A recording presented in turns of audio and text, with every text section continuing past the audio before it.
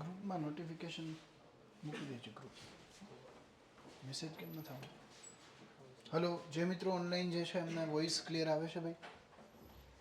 જે પણ મિત્રો આપણી સાથે ઓનલાઈન જોડાયા છે એમને વોઇસ ક્લિયર આવતો હોય તો એક ખાલી કોમેન્ટ કરી દેજો. કારણ કે જે મિત્રો નવા હશે તો આપણી સાથે ઇન્ટરેક્શન કરવા માટે એ લોકો મેસેજ કરી શકે છે કે વોઇસ જે છે એ ક્લિયર આવે છે.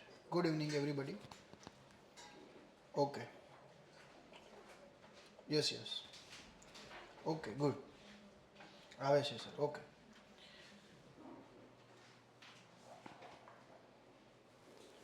દોસ્તો આપણે જીપીએસસીની આ બેચ કે જેની અંદર આપણે પ્રિલિમ, ત્યારબાદ મુખ્ય પરીક્ષા, ત્યારબાદ ઇન્ટરવ્યૂ, આ રીતની આપણી તૈયારી હશે, આ રીતની આપણી પ્રિપરેશન હશે. મારું નામ પાર્થ સોરઠિયા છે. છેલ્લા 8 વર્ષથી જીપીએસસીમાં ભણાવું છું. 2 વર્ષ નાયબ સેક્શન અધિકારી તરીકે સચિવાલયમાં હતો. એ પહેલાં જીએસટી ઇન્સ્પેક્ટર તરીકે 6 મહિના જોબ કરેલી. અત્યારે એ બધું મૂકી અને ખાલી ને ખાલી ટીચિંગ જ કરાવું છું. ઓકે, એટલે ખાસો અનુભવ છે. અહીંયા જે પણ ફેકલ્ટી આવશે એ કોઈ અહીંયા પરમેનન્ટ ફેકલ્ટી નહીં હોય. બધી જ ફેકલ્ટી એક્સપિરિયન્સ્ડ ફેકલ્ટી હશે અને બધી જ ફેકલ્ટી કોઈક ને કોઈ એવી ફેકલ્ટી છે જે સ્પીપામાં ભણાવે છે. કોઈ ફેકલ્ટી એવી છે કે જે ઇન્ટરવ્યૂ સુધી પહોંચી ગઈ હોય જીપીએસસીમાં. તો અહીંયા આગળ આપણે જે ભણવાનું છે આજે, ઓકે, પોલિટીમાં કેટલા પેજની નોટબુક બનાવવાની બધું તમને સમજાવી દઈશું ભાઈ, કેમ કે એ બધું ધ્યાન રાખવું પડે. જો શરૂઆતમાં તમારી એપ્રિલની અંદર પ્રિલિમ પરીક્ષા છે, તો એ પહેલાં આપણો મહત્તમ પ્રયાસ હશે કે તમારો વ્યવસ્થિત પ્રિલિમનો સિલેબસ પતે. પ્રિલિમ એમસીક્યુ બેઝ હોય. કેવા કેટલા લોકો જેને ક્યારેય એક્ઝામ આપી જ નથી જીપીએસસી, એવા કેટલા છે? કોઈ દી આપી નથી? ઓકે, આપેલી છે પાછળ ભાઈ? નથી આપી, ક્યારેય નથી આપી. ઓકે, કેટલા લોકો હજી ગ્રેજ્યુએશન કરી રહ્યા છે, કોલેજ કરી રહ્યા હોય કેટલા છે? તમારી ચાલુ છે કોલેજ? તમારે ચાલુ છે. ઓકે ગુડ, સરસ. ચાલુ કોલેજ એક નિર્ણય લઈ લીધો કે તૈયારી કરવી છે. સરસ, સારું કહેવાય. છોકરાઓ કોલેજ પૂરું કરે પછી 2-3 વર્ષ આટા મારીને પછી નક્કી કરે છે. એટલે તમે વહેલું નક્કી કરી લીધું કે ભાઈ તૈયારી કરવી છે. સરસ છે. ઘણા છોકરા આવે છે મારે જે ઓલરેડી કોલેજ કરતા હોય અને સાથે સાથે સ્પર્ધાત્મક પરીક્ષાની તૈયારી પણ કરતા હોય, કોમ્પિટિટિવ એક્ઝામની તૈયારી પણ કરતા હોય. હવે અહીંયા આગળ ડેઇલી તમારે 2 લેક્ચર ભરવાના છે દરરોજ, અને ડેઇલી 4 થી 6 કલાક વાંચવાનું પણ અલગથી છે. એટલે મહેનત થોડી કરવી પડશે આપણે, કારણ કે આપણે હવે કોલેજની એક્ઝામની તૈયારી કરતા નથી. આપણે કેની કરવાની છે? જીપીએસસીની તૈયારી કરવાની. ગુજરાત જાહેર સેવા આયોગ દ્વારા લેવાતી પરીક્ષાઓની તૈયારી. એના માટે આપણું સમર્પણ એટલું જ હોવું જોઈએ, આપણું ડેડિકેશન પણ એટલું જ હોવું જોઈએ કે જેથી આપણે સારામાં સારું એમાં એફર્ટ્સ આપી શકીએ, સારામાં સારી આપણે તૈયારી કરી શકીએ. તો અહીંયા આગળ આજે આપણે જે વિષય, હું તમારો જે વિષય લેવાનો છે બંધારણ છે. તમે 10મા સુધી બેઝિક બંધારણ તો જોયું હશે. તમારા અધિકારો, મૂળભૂત ફરજો, હમણાં ચૂંટણી ગઈ તો ચૂંટણી કઈ રીતે થાય. તો બંધારણની અંદર તમારે જે પણ ક્વેશ્ચન્સ આવશે, જે બી પ્રશ્નો આવશે, એ ખાલી લેક્ચર, મારો તમે લેક્ચર જોશો એની નોટ્સ બનાવી જોઈ લઈશું, ક્વાઇટ ઇનફ છે. બધું જ આવી જશે એની અંદર. બીજું કંઈ કરવાની જરૂર નહીં રહે, બીજું કંઈ કરવાની જરૂર પડશે નહીં. અહીંયા જે હું તમને લેક્ચર કરાવીશ એ તમારે વ્યવસ્થિત રીતે ભરવાના છે, એ લેક્ચર વ્યવસ્થિત રીતે કરવાના છે. ક્લિયર થાય છે?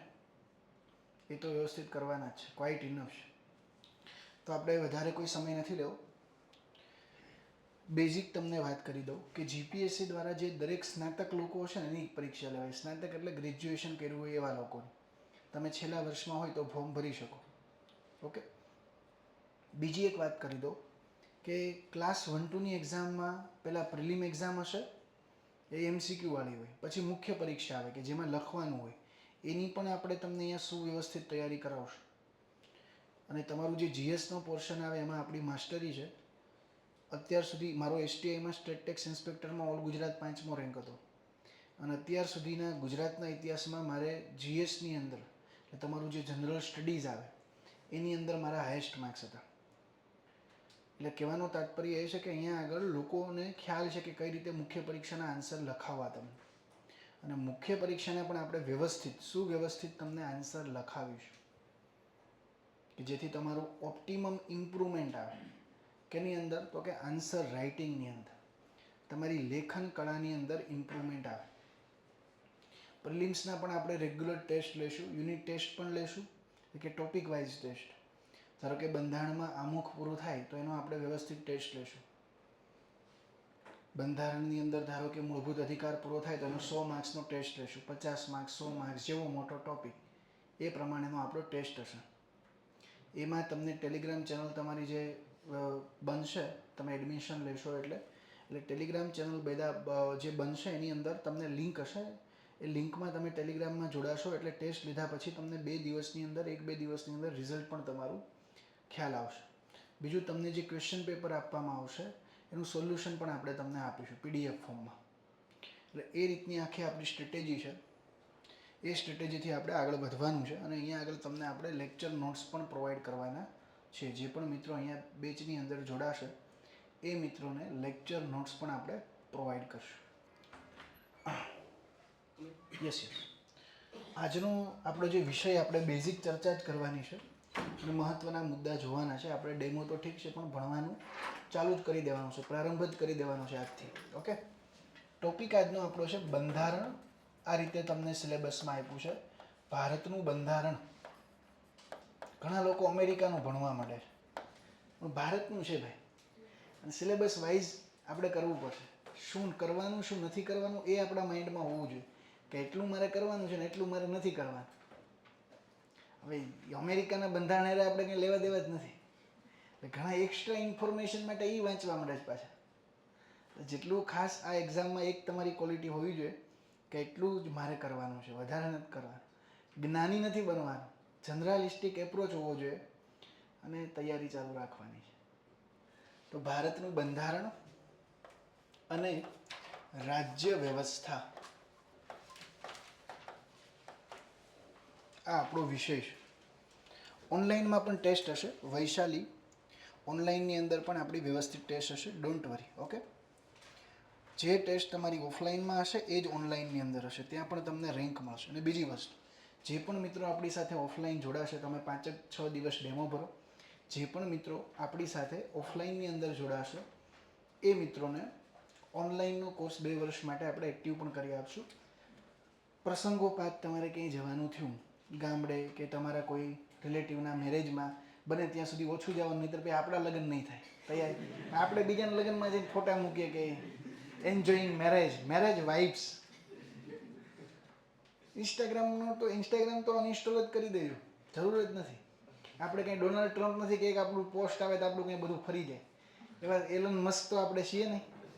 આ તો જાતો હોય ગામડે ને એમાં પાછું પ્લેન ડ્રો કર્યું છે. જાતો ST બસમાં, એમાં ઓલા સફેદ રૂસા નીકળી ગયા હોય પીળા કલરના, અને ત્યાં પાછું દોર્યું હોય પ્લેન. અને આખી એક પ્રોફાઇલ બનાવી ઇન્સ્ટાગ્રામમાં તો લાંબી મમાઝ બોયઝ ને એટીટ્યુડ ગર્લ, તો આવું લાંબુ લખ્યું હોય પાછું પ્રોફાઇલમાં. તો એ બધા ધંધા આપણે નથી કરવાના. કોલેજમાં કદાચ કરતા હોય તો વાંધો નહીં, પણ હવે એક પણ સોશિયલ મીડિયાનો યુઝ નથી કરવાનો. વોટ્સએપ, ટેલિગ્રામ વાપરો, એ પણ લિમિટેડ યુઝ, કામ વગરનો યુઝ કરવાનો નથી. આ પરીક્ષા દોસ્તો એક જ વસ્તુ તમારી પાસેથી માગે છે, એ છે શિસ્ત, તમારી ડિસિપ્લિન, અને બીજી વસ્તુ છે તમારી કન્સિસ્ટન્સી, તમારી સાતત્યતા, કે તમે કેટલા સમય સુધી ટકી શકો છો. સાતત્યતા એટલે ડિસિપ્લિન એટલે શું કે કેટલી સમય સુધી બેસી શકો. આ તો હજી અડધી કલાક બેઠો તો કે એકચ્યુઅલી ચા પીવા જવું છે, ચા પીવા ઉપડે. હજી 15 મિનિટ થઈ હોય કે ફ્રેશ થઈ આવો. તો આવું નથી કરવાનું. વાંચવા બેસો તો ક્વોલિટી રીડિંગ, અને પછી દેખાડો એ આપણે કરવાનો નથી. અત્યારથી ઘણા લોકો આમ પોલીસ ઇન્સ્પેક્ટરના ઓલામાં આવી જશે, હું PIની તૈયારી કરું, હું DYSPની તૈયારી કરું છું, કોન્સ્ટેબલને ઠેબા મારતા જાય. તો એવું નથી કરવાનું. ઓકે, એ આપણે કરવાનું નથી. ઓકે. હવે બંધારણ અને રાજ્ય વ્યવસ્થા આપણો વિષય છે, તમારો પહેલો જ ટોપિક છે. તમારે પહેલાં તો એ જોવું પડે ભણતી વખતે. ટોપિક પણ છે, પહેલો જ ટોપિક છે જે લોકો પાસે સિલેબસ નથી તો સિલેબસ હું આજે મૂકી દઈશ ફરી વખત આપણા ગ્રુપમાં જે આપણી ટેલિગ્રામ ચેનલ છે, એટલે તમને આઈડિયા આવે. અને હંમેશા તમે કદાચ ક્લાસમાં જોડાવ ન જોડાવ એ પછીની વસ્તુ છે, પણ ટેલિગ્રામ જે આપણો સિલેબસ જે છે આપણી વોલ ઉપર હોવો જોઈએ. ક્યાં હોવો જોઈએ? આપણી દિવાલ ઉપર, જ્યાં આપણે વાંચતા હોય ત્યાં, ઘરે વાંચતા હોય તો ત્યાં, કોઈ પણ જગ્યાએ સિલેબસ આપણી પાસે હોવો જોઈએ કે આ આપણે પૂરું કરવાનું છે, આ આપણી ડેડલાઇન છે, આ આપણો અભ્યાસક્રમ છે. તો ભારતનું બંધારણ અને રાજ્ય વ્યવસ્થામાં તમારો પહેલો જ ટોપિક છે ભારતના બંધારણની લાક્ષણિકતાઓ. ભારતના બંધારણની લાક્ષણિકતાઓ.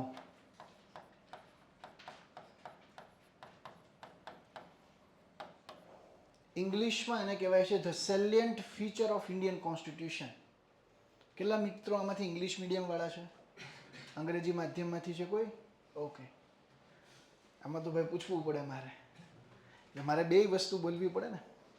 તો સેલિયન્ટ ફીચર ઓફ ઇન્ડિયન કોન્સ્ટિટ્યુશન એટલે તમારો પહેલો ટોપિક છે કે ભાઈ ભારતના બંધારણની લાક્ષણિકતા શું છે. આ લખતું જવાનું છો. આ ચાલુ જ થઈ ગયો છે આપણો લેક્ચર. ખોટી બાકાઝીકી નથી કરવાની, ફાકા ફોજદારી. લેક્ચર ચાલુ જ છે. તો ભારતના બંધારણની લાક્ષણિકતા શું? બંધારણ એક પુસ્તક જ છે મિત્રો. બંધારણ શું છે? આપણા જે બંધારણના જે ઘડવૈયાઓ હતા, તમે ઇતિહાસને બધું જોશો, હજી આપણે પણ એની ચર્ચા કરશું. તો બંધારણના ઘડવૈયાઓ દ્વારા, બંધારણના રચયિતા દ્વારા આપણા દેશમાં સારી રીતે સરકાર ચાલે એના માટેનો એક દસ્તાવેજ તૈયાર કર્યો. એના માટેનું સોસાયટીના પોતાના નિયમો હોય કે ના હોય કે અહીંયા કૂતરા લઈને પ્રવેશ નહીં કરવાનો, જે મહેમાનો આવે એને પોતાનું વાહન બહાર પાર્ક કરવાનું, આવું લખ્યું હોય કે નહીં લખ્યું હોય? સોસાયટી, દરેક સોસાયટીના પોતાના નિયમો હોય કે બ્રોકર અહીંયા પ્રવેશવું નહીં, હોય છે કે નહીં આવા નિયમો? કે ફેરિયા અહીંયા અંદર આવવું નહીં. તો ભારત દેશને ચલાવવા તો અઘરું છે મિત્રો. અહીં તો લોકો બાંધવા માંડે છે નાની નાની વાતોમાં. અઘરા લોકો છે અહીંયા. તમે બેંકમાં જાઓ તો બેંકની અંદર જે પેન હોય આમ લટકાવેલી છે, સાઈનો સોફ્ટવેર 2 રૂપિયાવાળી લટકાવીને રાખે. શું કામ? નહીંતર ખીચામાં નાખીને વહી જાય, બૂચ મારીને વહી જાય. બેંકનું લટકાવીને રાખે છે. નથી લાગતા લટકાવી? એનું કારણ જ એ છે કે લટકાવીને રાખે છે પેન. નહીંતર તો એ જતી રહે પેન. ઇવન રેલવેની અંદર જે ટોયલેટ હોય એના ડબ્બાને હાકલથી બાંધીને રાખે છે મિત્રો. વિચાર કરો તમે. નહીંતર આપણે પ્રજા એ રહેવા નથી દે. એટલે દેશને ચલાવવો હોય તો એના માટેનો પણ એક દસ્તાવેજ હોવો જોઈએ, એનું એક બંધારણ હોવું જોઈએ. તો એ છે ભારતનું બંધારણ. તો વૈશ્વિક સ્તરે આપણે જોવા જઈએ તો ભારતના બંધારણના લક્ષણો શું છે? What is the feature? તો પેલું જ લક્ષણ છે કે વિશ્વનું સૌથી લાંબામાં લાંબુ બંધારણ. તમને ક્વેશ્ચન જીપીએસસીમાં કેવું પૂછે કે ભારતના નીચે પૈકી કયા લક્ષણો ભારતના બંધારણના નથી, અથવા નીચે પૈકી કયા લક્ષણો ભારતના બંધારણના છે? આ ટોપિકમાંથી એવો જ ક્વેશ્ચન આવે. આ તો અમે તો કેવું છે, એટલી બધી મેં કુલ 6 ક્લાસ 1 2 ના ઇન્ટરવ્યૂ આપ્યા છે અને 2 યુપીએસસીની મેઇન્સ લખેલી છે. આ બધો અનુભવ છે. એટલે મને કેટલી પ્રિલિમ પાસ કરી મને નથી ખ્યાલ. અગાઉ હું 16-17 તો કરી હશે. મેઇન્સો એટલી લખી છે, પણ હવે મેં બધું મૂકી દીધું છે ને હવે ટીચિંગ જ કરાવું છું. અને હમણાં જે રિઝલ્ટ આવ્યું ને, જે ક્લાસ 1 2 નું, એમાં અમારા 65 છોકરા પાસ થયા છે. 700માંથી 65 અમારા છે, જે રેગ્યુલર બેચમાં હોય. ટીડીઓનું જે રિઝલ્ટ આવ્યું, ટ્રાઇબલ ડેવલપમેન્ટ ઓફિસર, એમાં 214 છોકરાઓને ઇન્ટરવ્યૂ છે. મારી રેગ્યુલર બેચના 55 છોકરા છે. એટલે તમે જો ડેડિકેટેડ હશો તો અમે અહીંયા તમને મદદ કરવા માટે, તમને માર્ગદર્શન આપવા માટે બેઠા છીએ. પણ you also have to work hard. તમારે પણ મહેનત કરવી પડશે. તો આપણું પહેલું જ લક્ષણ છે, ફર્સ્ટ જે આપણું લક્ષણ જે છે એ છે વિશ્વનું. લખતું જવાનું છે વિશ્વનું. અને અહીંયા કોઈ ફેકલ્ટી પીપીટીમાં નહીં ભણાવે, એ નથી ફાવતું. વાંચે જવું એ નથી ફાવતું આપણને. યુટ્યુબમાં તમે લેક્ચર જોતા હોય પીપીટીમાં વાંચે જાય એનો કોઈ મતલબ નથી. ક્યુરિયોસિટી જનરેટ થવી જોઈએ દોસ્તો. હું એમાં માનું છું કે વિદ્યાર્થીને આમ ઇન્ટરેસ્ટિંગ હું વિષયને કઈ રીતે બનાવી શકું, એ મારો હંમેશા પ્રયાસ હશે. તો વિશ્વનું સૌથી લાંબુ બંધારણ છે. કેવું છે? સૌથી લાંબુ બંધારણ છે. હવે અમેરિકાનું બંધારણ 14 પેજનું જ છે મિત્રો. ત્યાં તૈયારી કરવી બહુ ઈઝી પડે. 14 પેજનું અહીંયા એક ચેપ્ટર જ છે ખાલી. અમેરિકામાં જો 14, અને બ્રિટનમાં તો બંધારણ અલેખિત ફોર્મમાં છે, લેખિત ફોર્મમાં જ નથી. ત્યાં તો સંસદ બનાવે એ બંધારણ. એટલે ત્યાં સારું ઇઝી પડે છે, અહીંયા બંધારણ જ જાડું બનાવી નાખ્યું છે એટલે અઘરું પડે છે. એટલે લાંબામાં લાંબુ બંધારણ બનાવ્યું છે, વિશ્વનું સૌથી લાંબુ બંધારણ. The lengthiest constitution in the world. એટલે તમને વિધાન આપ્યું હોય કે ભાઈ ભારતનું બંધારણ વિશ્વનું સૌથી લાંબુ બંધારણ છે, તો આ વિધાન કેવું થયું? સાચું થયું. અલગ અલગ દેશોની કમ્પેરિઝનમાં ભારતનું બંધારણ સૌથી લાંબુ છે. હવે લાંબુ છે એનું કારણો શું છે હું તમને એ પણ કહીશ કે why Indian constitution is lengthy. શા માટે લાંબુ છે? તમે અત્યાર સુધી સમાજ વિદ્યાના શિક્ષક પાસે જે નાગરિક શાસ્ત્ર ભણતા એના કરતાં હું તમને ઇન્ટરેસ્ટિંગ બનાવીશ. એ તો એક છોકરાને ઊભો કરે કે વાંચ, એટલે એ છોકરો વાંચે, પછી કે સાહેબ પૂછે કે સમજાઈ ગયું બધા કે હા. હવે છોકરાઓની ડાળિયા ખાવા બહાર જવું હોય રિસેસમાં, એ સમજાઈ ગયું, પછી વૈયા જાય. તો એવું નથી કરવાનું. We all are mature. હવે બધાની ઉંમર 18 વર્ષ કરતાં વધારે છે. You all are citizen. મતદાન હવે આવી ગયું ને બધાને, ઓળખ ઓલું જે વોટર આઈડી હોય. હવે તમે બધા તો દેશનું ભાવિ છો. ઓકે, હું શું જ તે ભાવિ, એવું નથી કે હવે હું મારું પૂરું થઈ ગયું છે. ઓકે, તો વિશ્વનું સૌથી લાંબુ બંધારણ છે, એના રીઝન કયા કયા છે, કારણો કયા કયા છે? તો દોસ્તો પહેલું રીઝન એ છે, અને બીજું કે ચોપડા કોરા લાવવાના છે. આ ભાઈનું મેં જોયું લીટીવાળો એટલે મને ખ્યાલ આવ્યો. શું નામ તમારું? ઓકે, કરણભાઈ. ચોપડા આવા લીટીવાળા નહીં, બ્લેન્ક, જે આ ભાઈ યુઝ કરે છે. આવા બ્લેન્ક ચોપડાનો યુઝ કરવાનો અત્યારથી આપણે પ્રેક્ટિસ કરવાની છે. કારણ કે તમે જે મુખ્ય પરીક્ષા લખશો ને જીપીએસસીની, એમાં આવા કોરા પેજ હશે. કેવા હશે? બ્લેન્ક પેજ હશે. એટલા માટે તો અત્યારથી જ આપણે કોરા પેજ, અને રફ પેજનો તો યુઝ જ નથી કરવાનો. હમણાં એક છોકરો કાળા પેજ લઈને આવ્યો, મેં તો આ બંધ કરો તમે. આ જીપીએસસીમાં નથી યુઝ કરવાનું. તમે રફમાં કરો, ગણિતના દાખલા નહીં ગણો વાંધો નહીં, પણ આમાં નહીં. તો વિશ્વનું સૌથી લાંબુ બંધારણ એનું કારણ શું છે? તો કે અમેરિકામાં કેવું છે દોસ્તો, એના કેન્દ્ર સરકારનું બંધારણ અલગ હોય અને રાજ્યનું પણ અલગ હોય.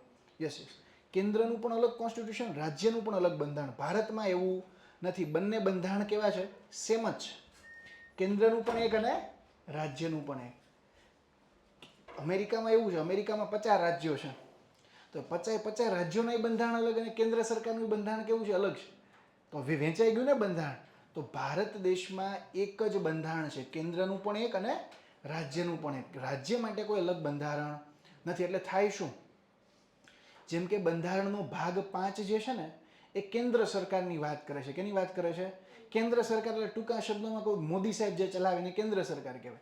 અહીંયા જે ભૂપેન્દ્ર પટેલ જે ચલાવે એ રાજ્ય સરકાર. તો કેન્દ્ર માટે અલગ બંધારણ છે, રાજ્ય માટે પણ ત્યાં આગળ કેવું બંધારણ છે? અલગ છે. ભારતમાં બંને માટે બંધારણ એક જ છે.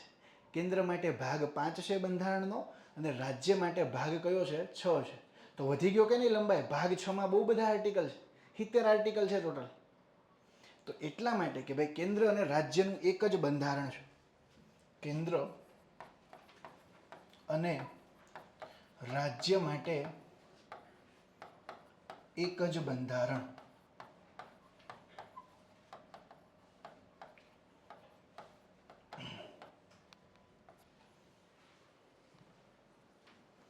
This is the first reason. બીજું રીઝન આપણે એવું વાંચીએ છીએ કે ભારત દેશ વિવિધતામાં એકતા ધરાવતો દેશ છે કે નહીં? વિવિધતા, ભાષાની વિવિધતા. તમે ગુજરાતની અંદર જો બોલીની વિવિધતા, તમે ઉત્તર ગુજરાતમાં જાઓ તો ત્યાં અલગ બોલી હોય, દક્ષિણમાં જાઓ તો ત્યાં અલગ હોય. નથી આવું? બોલીની વિવિધતા, ભાષાની તો છે જ. કોઈ ગુજરાતી બોલતું હોય, કોઈ કેસનબા, ઠીકબા. ભોજપુરી કોઈ બોલતું હોય, સસુરબા કેસનબા, તો કે ઠીકબા. તો એ ભોજપુરી અલગ છે, આમ હિન્દીનો જ પાર્ટ છે, પણ બોલી અલગ છે. કોઈ પંજાબી બોલતો ચંગા હું મેં ચંગા, તો એ અલગ ભાષા. ગુજરાતી કોઈ બોલતું હોય, કોઈ તમિલ બોલતું હોય, તો ભાષાનું વૈવિધ્ય. તો એના માટે આખી એક બંધારણમાં અનુસૂચિ બની દોસ્તો, અનુસૂચિ 7. હવે અમેરિકામાં એક જ ભાષા, ઇંગ્લિશ. ભારતમાં દોસ્તો 22 તો ઓફિશિયલ લેંગ્વેજ છે. તો આ વૈવિધ્ય થયું કે નહીં ભાષાનું? તો ભાષાના મેં કીધું કે ઓફિશિયલ ભાષા માટે સરકારે એક અનુસૂચિત બનાવી, અનુસૂચિ 8, કે જેની અંદર 22 ભાષાનો ઉલ્લેખ છે. તો બંધારણમાં એટલું વધ્યું ને. તો ભાષાના વૈવિધ્યના લીધે શું થયું? એક અલગ આખો એક અનુસૂચિ એડ કરવી પડી. બીજું વૈવિધ્ય કેનું છે? સંસ્કૃતિનું. કલ્ચરનું વૈવિધ્ય છે કે નથી? તો બે અનુચ્છેદો તો એના માટે છે. બંધારણનો અનુચ્છેદ 29 એવું કહે છે કે ભારત દેશના દરેક નાગરિકને એમની ભાષા, એમની લિપિ, એની સંસ્કૃતિને સંરક્ષણ કરવાનો અધિકાર છે, દરેક નાગરિકને. તો એના માટે 29, 30 નવા આર્ટિકલ એડ કરવામાં આવ્યા. અલગ અલગ ટ્રાઇબ છે ભારત દેશની અંદર, બધા દેશોમાં નથી. તો ટ્રાઇબ હોય તો ટ્રાઇબ માટે વિશેષ જોગવાઈ. જે આદિજાતિ વિસ્તારો જે છે ગુજરાતમાં પણ જે છે 14 જિલ્લા જે છે શેડ્યુલ એરિયામાં આવે, અનુસૂચિત ક્ષેત્રોમાં આવે. તો એના માટે અનુસૂચિ 5 અને અનુસૂચિ 6 એવી 2 અનુસૂચિ પણ છે. એટલે વૈવિધ્યના લીધે પણ ભારત દેશનું બંધારણ કેવું થયું છે? લાંબુ થયું છે. જ્ઞાતિનું વૈવિધ્ય, ધર્મનું વૈવિધ્ય, ભાષાનું વૈવિધ્ય, પ્રદેશોનું વૈવિધ્ય. તો આ બધા વૈવિધ્યના કારણે, કારણ કે એના માટે એને પ્રોટેક્ટ કરવા માટે શું કરવું પડે તમારે? બંધારણમાં અલગ અનુચ્છેદો મૂકવા પડે. એ આપણે હજી આગળ જોશું. આખું હજી તો આ બંધારણમાં ઇન્ટ્રોડક્શન છે, ટ્રેલર છે. ટ્રેલરમાં બધી વસ્તુ રિવીલ ન થાય. ઓકે. તો વૈવિધ્ય પણ છે ભારતમાં. ભારતમાં ધર્મ, જ્ઞાતિ,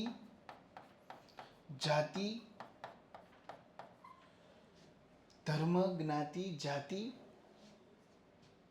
ભાષા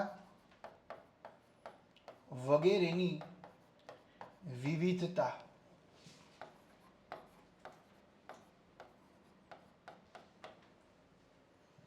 એટલા માટે પણ બંધારણ કેવું બન્યું? લાંબુ બન્યું છે. હવે જો મેં તમને અહીંયા આગળ કીધું ને કેન્દ્ર રાજ્ય માટે એક જ બંધારણ, તો આના લીધે આર્ટિકલ બહુ બધા આપણા બની ગયા છે. શું કામ બહુ બધા આર્ટિકલ બન્યા છે? કારણ કે મારે કેન્દ્ર અને રાજ્યના સંબંધોને પણ વ્યાખ્યાયિત કરવા પડે કે કયા કયા વિષયો ઉપર કેન્દ્રમાં કાયદા બનાવવા, કયા કયા વિષયો ઉપર રાજ્ય કાયદા બનાવવા. કેન્દ્ર જે છે એ કૃષિ ઉપર કાયદો બનાવી શકે નહીં.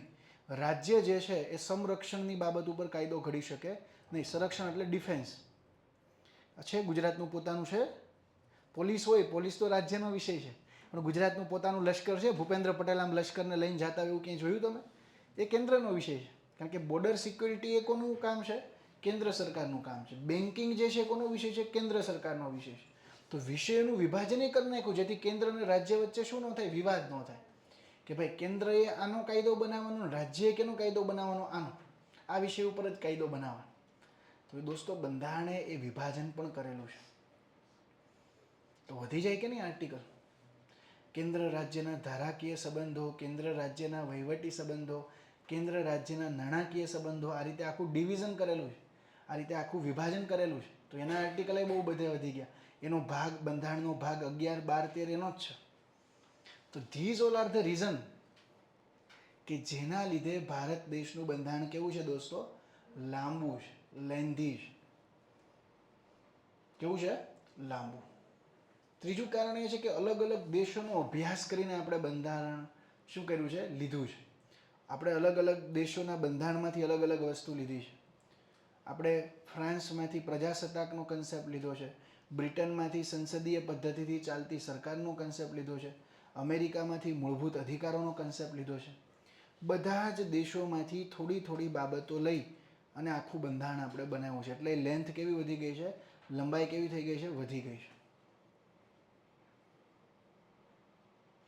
તો પહેલી બાબત, વિશ્વનું સૌથી લાંબુ બંધારણ કોનું છે? ભારતનું છે, ઇન્ડિયાનું છે. Indian constitution is a lengthiest constitution in the world. Okay. હવે બીજી બાબત, આ લખી લેજો, આ 2 મુદ્દા ખાસ લખી લેજો. લખતું જવાનું છે આપણે જોડે જોડે.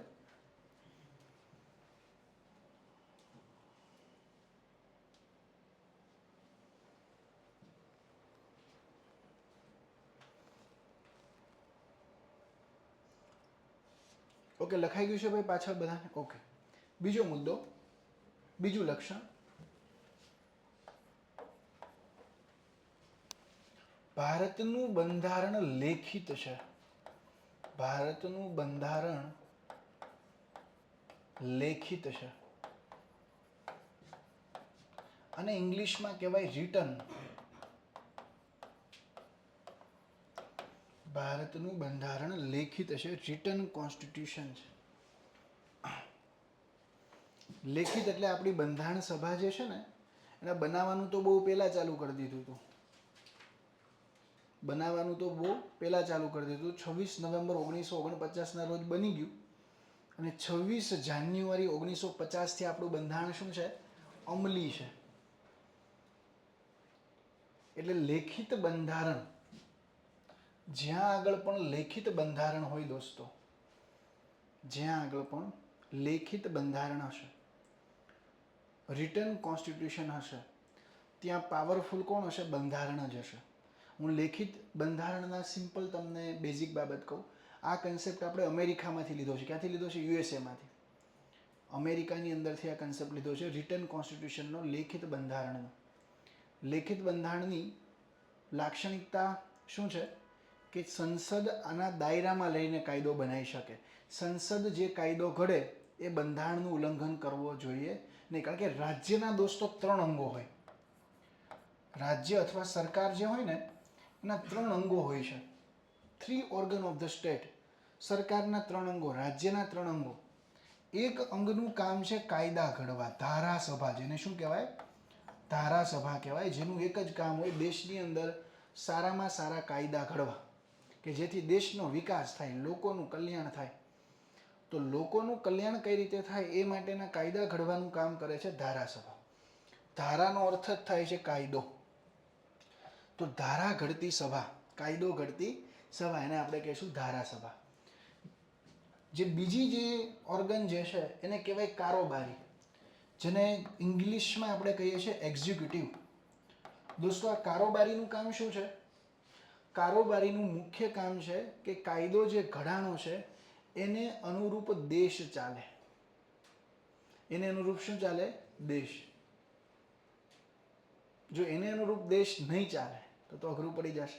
એટલે જે કાયદો ઘડાણો છે એના અનુરૂપ દેશ ચાલે અને કાયદાનું અમલીકરણ થાય એ કામ કોણ કરશે? દેશની અંદર કારોબારી કરશે. ધારાસભા ભારતમાં કેન્દ્રની અંદર અત્યારે ધારાસભા કોણ છે? સંસદ છે. કોણ છે? સંસદમાં 2 ગૃહો હોય. અત્યારે 2 ગૃહો છે, લોકસભા અને રાજ્યસભા. તમારા સાંસદ સભ્ય ખબર છે ને કોણ છે? કયા વિસ્તારમાંથી આવો છો દોસ્ત? બોટાદમાં કોણ છે સાંસદ સભ્ય? તમારે દાહોદમાં કોણ છે? Yes, good. તો એ તમારા પ્રશ્નો પાછા રજૂ કરે છે ને લોકસભામાં, કે ભૂલી જાય છે? ના, ઘણા પાછા આમાં અત્યારે જે સાંસદ સભ્યો છે ને એમાં 46% તો ગુંડા છે પાછા.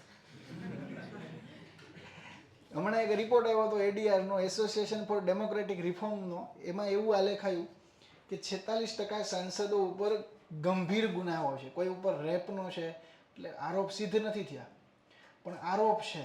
આરોપ સિદ્ધ થાય તો એ ગુનેગાર થઈ જાય. અત્યારે એક્યુઝડ છે, કન્વિક્ટ થયા નથી. તો આવા નમૂનાઓ ત્યાં ગયા છે. અને આમાં તો કેવું હોય, સંસદ સભ્ય બનવા માટે કંઈ મિનિમમ ક્વોલિફિકેશન ન હોય. 10 પાસ. અત્યારે ડ્રાઈવર બનવું હોય તો 12 પાસ જોઈએ છે. 10 પાસ. કંડક્ટરની એક્ઝામ મિત્રો અઘરી થઈ ગઈ છે. કંડક્ટરને ખબર હોવી જોઈએ કઈ નદી ક્યાં જાય છે, કયો જિલ્લો કોને અડે છે. હવે તો કંડક્ટરમાં વિશ્વ ભૂગોળ નાખી દીધું આ લોકો, કે પૃથ્વી કઈ રીતે ફરે ને એ બધું ખબર હોવી જોઈએ. ઋતુ કઈ રીતે બદલે, વરસાદ ભારતમાં કઈ રીતે આવે. કારણ કે બસમાં ગમે ત્યારે વરસાદ આવે તો વાદળું જોઈને એને કહી દેવાનું કંડક્ટરે કે વરસાદ આવશે કે એકચ્યુઅલી તો પૂર આવે એમ છે. તો આવા કંડક્ટર આવે છે. કોન્સ્ટેબલમાં મિત્રો હમણાં જે કોન્સ્ટેબલની પરીક્ષા છે ને એમાં એનસીઆરટી જીસીઆરટી બધું નાખી દીધું. કોન્સ્ટેબલ હવે આઈપીએસ કક્ષાનો જોઈએ છે, સિમ્પલ કોન્સ્ટેબલ નહીં. વિચાર તો કરો સિલેબસ. પહેલાં આવું નહોતું. પહેલાં તો ઇઝી હતું, 12 પાસ કર્યું છે આવી જાઓ કોન્સ્ટેબલમાં. હવે કોન્સ્ટેબલ બનવું હોય તો આવી પરીક્ષાઓ, એમાં ઇકોનોમી ને પોલિટી ને, અને પાછા જે એના ચેરમેન હતા હસમુખ પટેલ સાહેબ કે લક્ષ્મીકાંત વાંચો. લક્ષ્મીકાંત એટલે એટલું જાડું પુસ્તક આવે ખાલી પોલિટી માટે. એટલે કોન્સ્ટેબલ હવે એવા જોઈએ છે. એટલે આપણે મહેનત તો પ્રોપર દિશામાં જ કરવી પડશે. ઓકે, તો ધારાસભામાં સંસદ આવે કે જેનું કામ કાયદો ઘડવાનું. તમે જોતા હશો ને સંસદમાં સત્ર. ગુજરાતમાં વિધાનસભા હોય, રાજ્યમાં શું હોય? વિધાનસભાઓ હોય. પછી બીજું છે કારોબારી. એમાં કોણ આવે? પ્રધાનમંત્રી અને એનું મંત્રીમંડળ આવે. કોણ આવે? પ્રધાનમંત્રી અને એનું મંત્રીમંડળ. હમણાં શપથ લીધા ને પ્રધાનમંત્રીએ. અને ત્રીજું છે ન્યાયતંત્ર. કોણ છે? ન્યાયતંત્ર, જેને આપણે ઇંગ્લિશમાં કહીએ છીએ judiciary. These are the 4 organ, આ થ્રી ઓર્ગન, આ 3 ઓર્ગન છે કે જે રાજ્યને ચલાવે છે. હવે ન્યાયતંત્રનું કામ શું હોય કે ધારો કે જો લેખિત બંધારણમાં શું હોય એ કહું છું, અને પછી અલેખિત બંધારણમાં શું હોય એ કહું. ધારાસભાએ ધારો કે કોઈ એવો કાયદો ઘડ્યો કે જે કેનું ઉલ્લંઘન કરે છે? બંધારણનું ઉલ્લંઘન કરે. કેનું ઉલ્લંઘન કરે? તો એને ગેરબંધારણીય જાહેર કરે. શું જાહેર કરે? ગેરબંધારણીય. તો લેખિત બંધારણમાં હંમેશા સર્વોચ્ચ કોણ હશે? બંધારણ સર્વોચ્ચ હશે. કોણ હશે? બંધારણીય સર્વોચ્ચતા હશે. તો ભારતમાં તમને પૂછાય કે ભારતમાં સંસદીય સર્વોચ્ચતા છે, ન્યાયિક સર્વોચ્ચતા છે કે બંધારણીય સર્વોચ્ચતા છે? ભારતમાં કઈ સર્વોચ્ચતા છે? બંધારણીય સર્વોચ્ચતા. ક્યારેય કોઈ વ્યક્તિ બંધારણનું ઉલ્લંઘન કરી શકે નહીં. Nobody can violet the constitution.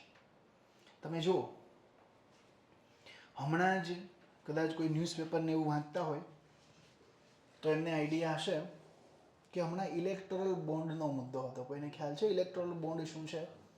કે તમારે પોલિટિકલ પાર્ટીને દાન કરવું હોય, રૂપિયા વધી ગયા હોય તમારી પાસે એકચ્યુઅલી, તને પોલિટિકલ પાર્ટીને દાન કરવું હોય, ડોનેટ કરવું હોય તો કરી શકાય, પણ એમાં તમારું નામ આવે નહીં.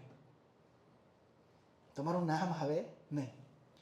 તો હવે આમાં અમુક પાર્ટીએ 3,000 કરોડ ભેગા કરી લીધા આવી રીતે. હવે આમાં પ્રોબ્લેમ શું થાય? પ્રોબ્લેમ એ થયો, તમને રાઇટ ટુ ઇન્ફોર્મેશન અંતર્ગત માહિતી મેળવવાનો તો અધિકાર હોવો જોઈએ ને, કે કોણે કેટલું દાન કર્યું. નહીંતર તો શું થાય, કોઈ કોર્પોરેટ કંપની, રિલાયન્સ કે બીજી કોઈ પણ કંપની એ સરકારને દાન કરી દે. શું કામ કરે? કોઈ પોલિટિકલ પાર્ટીને ટેન્ડર મેળવવા માટે, મફતમાં જમીન સરકારી મેળવવા માટે, એના તરફેણમાં સરકારી નીતિ બને એટલા માટે. એને કહેવાય ગીવ એન્ડ ટેક, આપો અને લ્યો. ક્રોનિક કેપિટલિઝમ કહેવાય ઇંગ્લિશમાં એને.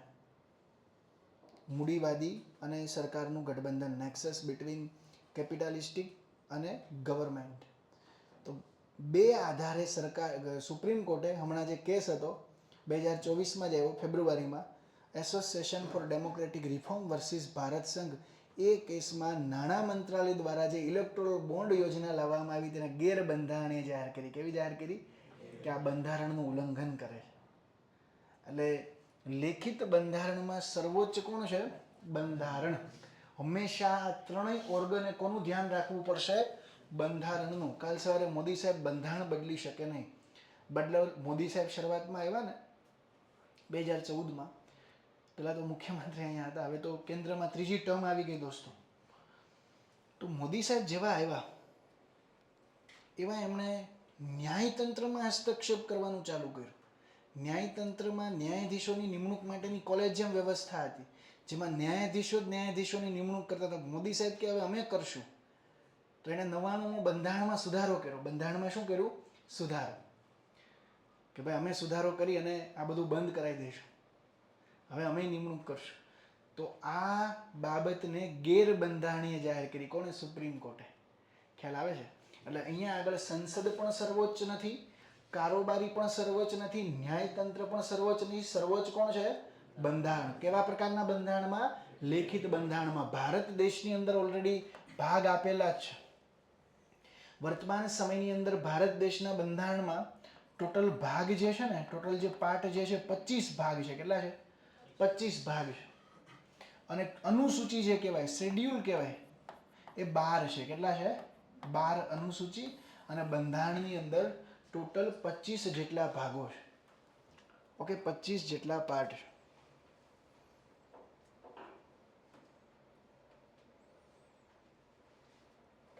એટલે આપેલું જ છે બંધારણમાં, એટલા ભાગ અને એટલી અનુસૂચિ.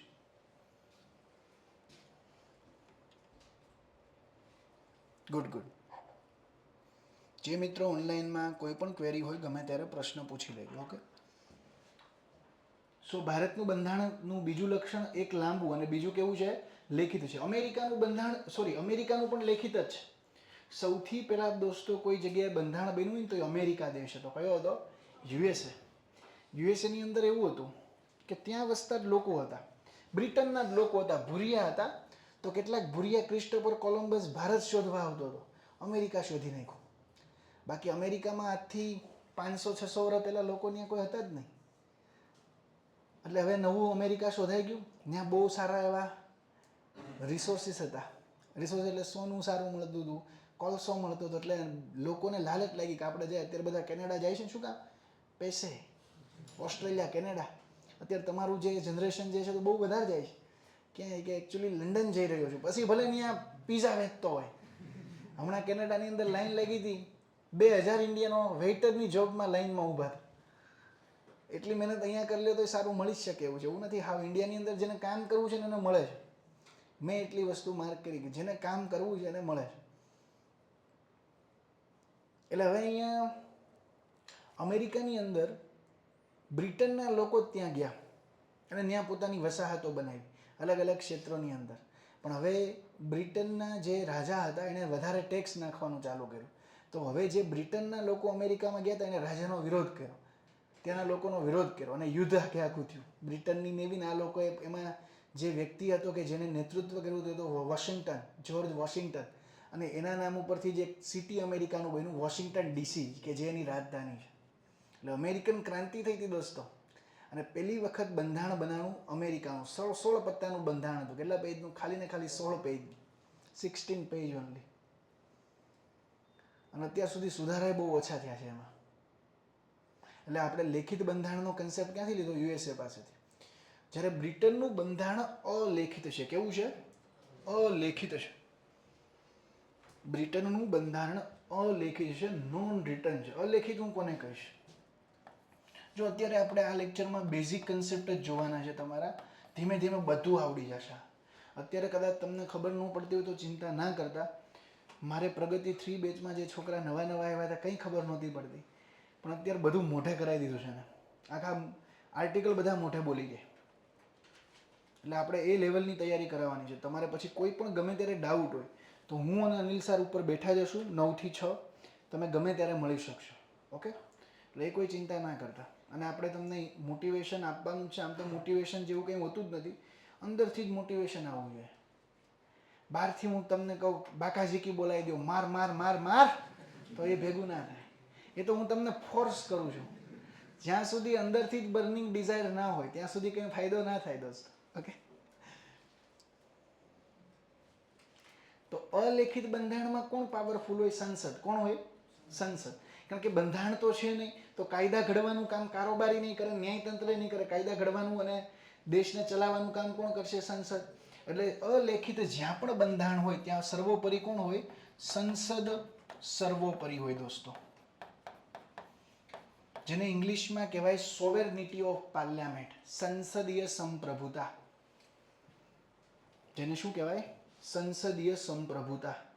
બ્રિટન, તમને પૂછાય કે નીચે પૈકી કયા દેશની અંદર સંસદીય સંપ્રભુતા છે? નીચે પૈકી કયા દેશની અંદર સંસદ સર્વોપરી છે? સંસદ કોઈ પણ કાયદો ઘડે ને બ્રિટનમાં, એક બહુ સારું કીધું છે, એ વ્યક્તિનું નામ છે વિન્સ્ટન ચર્ચિલ. એણે એવું કીધું હતું કે બ્રિટનની સંસદ છોકરાને છોકરી ન બનાવી શકે અને છોકરીને છોકરો ન બનાવી શકે, એના સિવાયના બધા કામ કરી શકે. એટલી પાવરફુલ છે ત્યાંની પાર્લામેન્ટ. ભારતમાં એવું નથી દોસ્તો. મેં તમને કીધું ને એક બંધારણીય સુધારો કર્યો, ન્યાયતંત્રે શું કર્યું? ના પાડી દીધી કે આ ગેરબંધારણીય છે. સંસદમાં ઘણા કાયદાઓ હતા જેને ગેરબંધારણીય જાહેર કર્યા છે. કોણે? ન્યાયતંત્રે. તો અહીંયા આગળ ન્યાયતંત્ર જે છે ને એ ભારત દેશના બંધારણનું રક્ષણ કરે છે કે આમ આ કારોબારીને ધારાસભા શું ન કરે? બંધારણમાં મેજર ચેન્જીસ કરે નહીં. જો ચેન્જીસ કરે તો પણ કેવા કરે? બંધારણનું ઉલ્લંઘન ન થાય તેવા કરે. એ આપણે આગળ જ જોઈશું હમણાં. તો અલેખિત બંધારણ ક્યાં છે? બ્રિટનમાં. કઈ જગ્યાએ છે?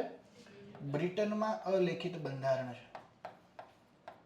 ત્યાં આગળ સંસદ કોઈ હવે ત્યાં બંધારણ જ નથી, તો સંસદ મજા આવે એવો કાયદો ઘડશે. ભારતમાં તો સંસદે કાયદો ઘડવો હોય તો પેલા રેફરન્સ, સંદર્ભ કોનો લેવો પડે? બંધારણનો. જોવું પડે કે ભાઈ બંધારણનું કાંઈ ઉલ્લંઘન નથી થતું ને. કાલ સવારે ઉદાહરણ આપું તમને. આ ભારતીય જનતા પક્ષવાળા કહે કે અમે હિન્દુ રાષ્ટ્ર બનાવશું. હાલે છે ને અત્યારે તમારામાંથી વોટ્સઅપમાં મેસેજ આવતો હોય હિન્દુ રાષ્ટ્ર હિન્દુ રાષ્ટ્ર. પણ એ પ્રકારનો ધારો કે કોઈ કાયદો લાવે કે હવે ભારત દેશ એ હિન્દુ રાષ્ટ્ર રહેશે, તો ડાયરેક્ટલી સુપ્રીમ કોર્ટમાં એ શું જાય, પિટિશન થાય. કારણ કે બંધારણમાં કીધું છે, બંધારણના આમુખમાં જ કીધું છે કે ભારત એક ધર્મનિરપેક્ષ રાજ્ય છે. અને સુપ્રીમ કોર્ટે એક ચુકાદાની અંદર પણ કહી દીધું, એસઆર બોમાઈ વર્સિસ ભારત સંઘ કેસ, કે જેમાં સુપ્રીમ કોર્ટે કીધું કે ધર્મનિરપેક્ષતા, secularism is a basic structure of our Indian constitution. એ આપણા બંધારણનો મૂળભૂત ઢાંચો છે. તો મૂળભૂત ઢાંચાને હું તોડી નાખું તો બિલ્ડિંગ ઊભું રહે? ના ઊભું રહે. તો કાલ સવારે આ કરે ને તો ડાયરેક્ટલી એને ગેરબંધારણી જાહેર કરે. કોણ કરે? સુપ્રીમ કોર્ટ કરે દોસ્તો. બ્રિટનમાં આવું છે નહીં. બ્રિટનનું સુપ્રીમ કોર્ટ ખાલી ને ખાલી શું કરે ખ્યાલ છે? એ કાયદા મુજબ સજા આપે. ધારો કે કોઈ રેપ કર્યો હોય, ન્યાયની પાસે અપીલ પૂગી ગઈ, તો એ શું કરે? આરોપીને ખાલી સજા આપે. એ બંધારણનું અર્થઘટન કરી શકે નહીં, કારણ કે ત્યાં બંધારણ જ નથી. કાયદા કેવા ઘડવા એ નક્કી જ કોણ કરે છે? સંસદ. આપણે તો અહીંયા બંધારણ બની ગયું છે, પછી સંસદે કાયદા ઘડવાનું બધું કામ કરવાનું છે. એટલે આપણું બંધારણ કેવું છે? લેખિત છે. કેવું છે? લેખિત. એટલે તમને વિધાન આપ્યું હોય દોસ્તો કે ભારતમાં તમને વિધાન કેવા આપ્યા કે તમને ક્વેશ્ચન એવું પૂછે, નીચે પૈકી ભારતના બંધારણ વિશે સત્ય વિધાન કયું છે? એમાં પહેલું વિધાન લખ્યું હોય કે ભારતમાં સંસદીય સંપ્રભુતા છે. બીજું વિધાન લખ્યું હોય ભારતમાં કારોબારીની સર્વોચ્ચતા છે. ત્રીજું વિધાન લખ્યું હોય ભારતમાં ન્યાયપાલિકાની સર્વોચ્ચતા છે. અને ચોથું વિધાન લખ્યું હોય ભારતમાં બંધારણની સર્વોચ્ચતા છે. તો કયું વિધાન સાચું થયું? ચોથું. ભારતમાં બંધારણની શું છે? સર્વોચ્ચતા. આવું સિમ્પલ જ આવશે, એટલે લોડ લેવાનો નથી. ઘણા લોકો પહેલેથી લોડ લઈ લેશે કે મને નહીં આવડે તો, પણ થોડીક ધીરજ તો રાખો ભાઈ. ઉતાવળે આંબા ન પાકે, ઉતાવળે બોર પાકે. બોયડી હોય તો કાંટાવાળી થઈ જાય ઝડપથી, પણ આંબા પકાવવા હોય તો ધીરજ રાખવી પડે. કોંગ્રેસ્યુ ઘાસ ગમે ત્યાં ઉગી જાય મિત્રો, ઉગે છે ને કોંગ્રેસ્યુ ઘાસ, ગાંડા બાવળાય ગમે ત્યાં ઉગે, એને વાવવાનું ના હોય. પણ મીઠો પાક લેવો હોય, આંબો કેરી ખાવી હોય તો ધીરજ રાખવી પડે. સિમ્પલ વસ્તુ છે. એમ તમારે એક્ઝામ ક્રેક કરવી હોય તો 2-3 દિવસમાં, તમે હવે કોલેજમાં 5-5 વર્ષ 4-4 વર્ષ બગાડતા હોય અને ભેગું ન થતું હોય તો અહીંયા તમારે 1 વર્ષ તો આપવું પડે ને ભાઈ. ઘણા હવે 2 મહિનામાં પાસ થઈ જાઓ. 2 મહિનામાં ભાઈ મેં કીધું તું ઘરે રહે. 2 મહિના ન ભેગું થાય. જીપીએસસી છે, આમાં થોડોક ટાઈમ આપવો પડે તમારે. બીજી વસ્તુ તમને એક સજેશન આપી દો, જે મિત્રો જોડાવાના છે, ન જોડાવાના હોય કે જોડાવાના હોય, દરરોજ 10 વોકેબ કરવાના. આપણે કેટલા લોકોનું અંગ્રેજી નબળું છે, ઇંગ્લિશ વીક હોય એવા કેટલા છે? ફ્રેન્કલી જ વાત કરવાની છે આપણે. ઊંચો વાત કરી દો ઇંગ્લિશ વીક હોય. તમારું સ્ટ્રોંગ છે ભાઈ, તમને ફાવે છે ઇંગ્લિશ? જેનું ઇંગ્લિશ નબળું છે દરરોજ 10 વોકેબ લખવાના. શું લખવાના? Daily 10 vocab. ન્યૂઝપેપર વાંચો, કોઈ પણ વસ્તુ વાંચો, એના સિનોનિમ, એના એન્ટોનિમ લખવાના. ઉદાહરણ આપું છું. ધારો કે મારે કોઈ શબ્દ વાંચવામાં આવ્યો સિગ્નિફિકન્ટ. સિગ્નિફિકન્ટ આનું ગુજરાતી થાય મહત્વનું. પણ હવે આપણી પાસે ગૂગલ છે, ગૂગલમાં સિગ્નિફિકન્ટ મિનિંગ લખશો એટલે આવી જશે કે ભાઈ શું છે. તો સિગ્નિફિકન્ટનો મિનિંગ, એના સિનોનિમ લખવાના એક બાજુ કે સમાનાર્થી. તો સિગ્નિફિકન્ટનો સમાનાર્થી થાય ક્રુશિયલ, ક્રુશિયલ, ઇમ્પોર્ટન્ટ, ઇમિનન્ટ, આ બધું થાય. સામેની બાજુ એનો વિરોધાર્થી થાય ટ્રાઇવલ, એટલે કે તુચ્છ, કે જે મહત્વનું ના હોય. ઇનઇમ્પોર્ટન્ટ, કે જે મહત્વનું હોય નહીં. આવી રીતે દોસ્તો 1 વર્ષ સુધી તમે દરરોજ 10 વોકેબ લખો, તમારા 3000 વોકેબ થાય. બીજા સિનોનિમ એન્ટોનિમ તો ઘણા. એટલે consistency is a key to unlock the door of success. Okay, એટલે આમાં પણ આપણે કન્સિસ્ટન્ટ લેવાનું છે. અલગ ડાયરી બનાવી નાખવાની. દરરોજ આ 20 મિનિટનો ટાસ્ક છે, વધારે મોટો ટાસ્ક નથી. અને ટાસ્ક જો તમે રેગ્યુલર કરશો તો તમારા માટે જ લાભદાયી છે, તમારા માટે જ ફાયદાકારક છે. ચલો આગળ વધીએ આપણે. અહીંયા સુધી ક્લિયર છે બધાને? બંધારણ કેવું છે? લેખિત છે. ઓકે. જીપીએસ લોકેશન નાખવું પડે એવું હતું ને ભાઈ, નહીતર મળે એમ નહોતું આ. યસ. ત્રીજું લક્ષણ, થર્ડ કેરેક્ટર અથવા થર્ડ કેરેક્ટરિસ્ટિક બંધારણની કે ભારતમાં એકલ નાગરિકતા છે. કેવી છે? સિંગલ સિટીઝનશીપ છે. પહેલા સિમ્પલ કરાવું, પછી આપણે આગળ વધીએ. ભારતમાં એકલ નાગરિકતા છે.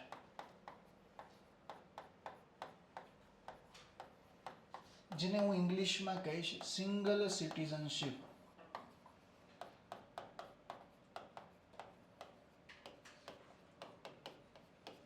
ભારતમાં એકલ નાગરિકતા.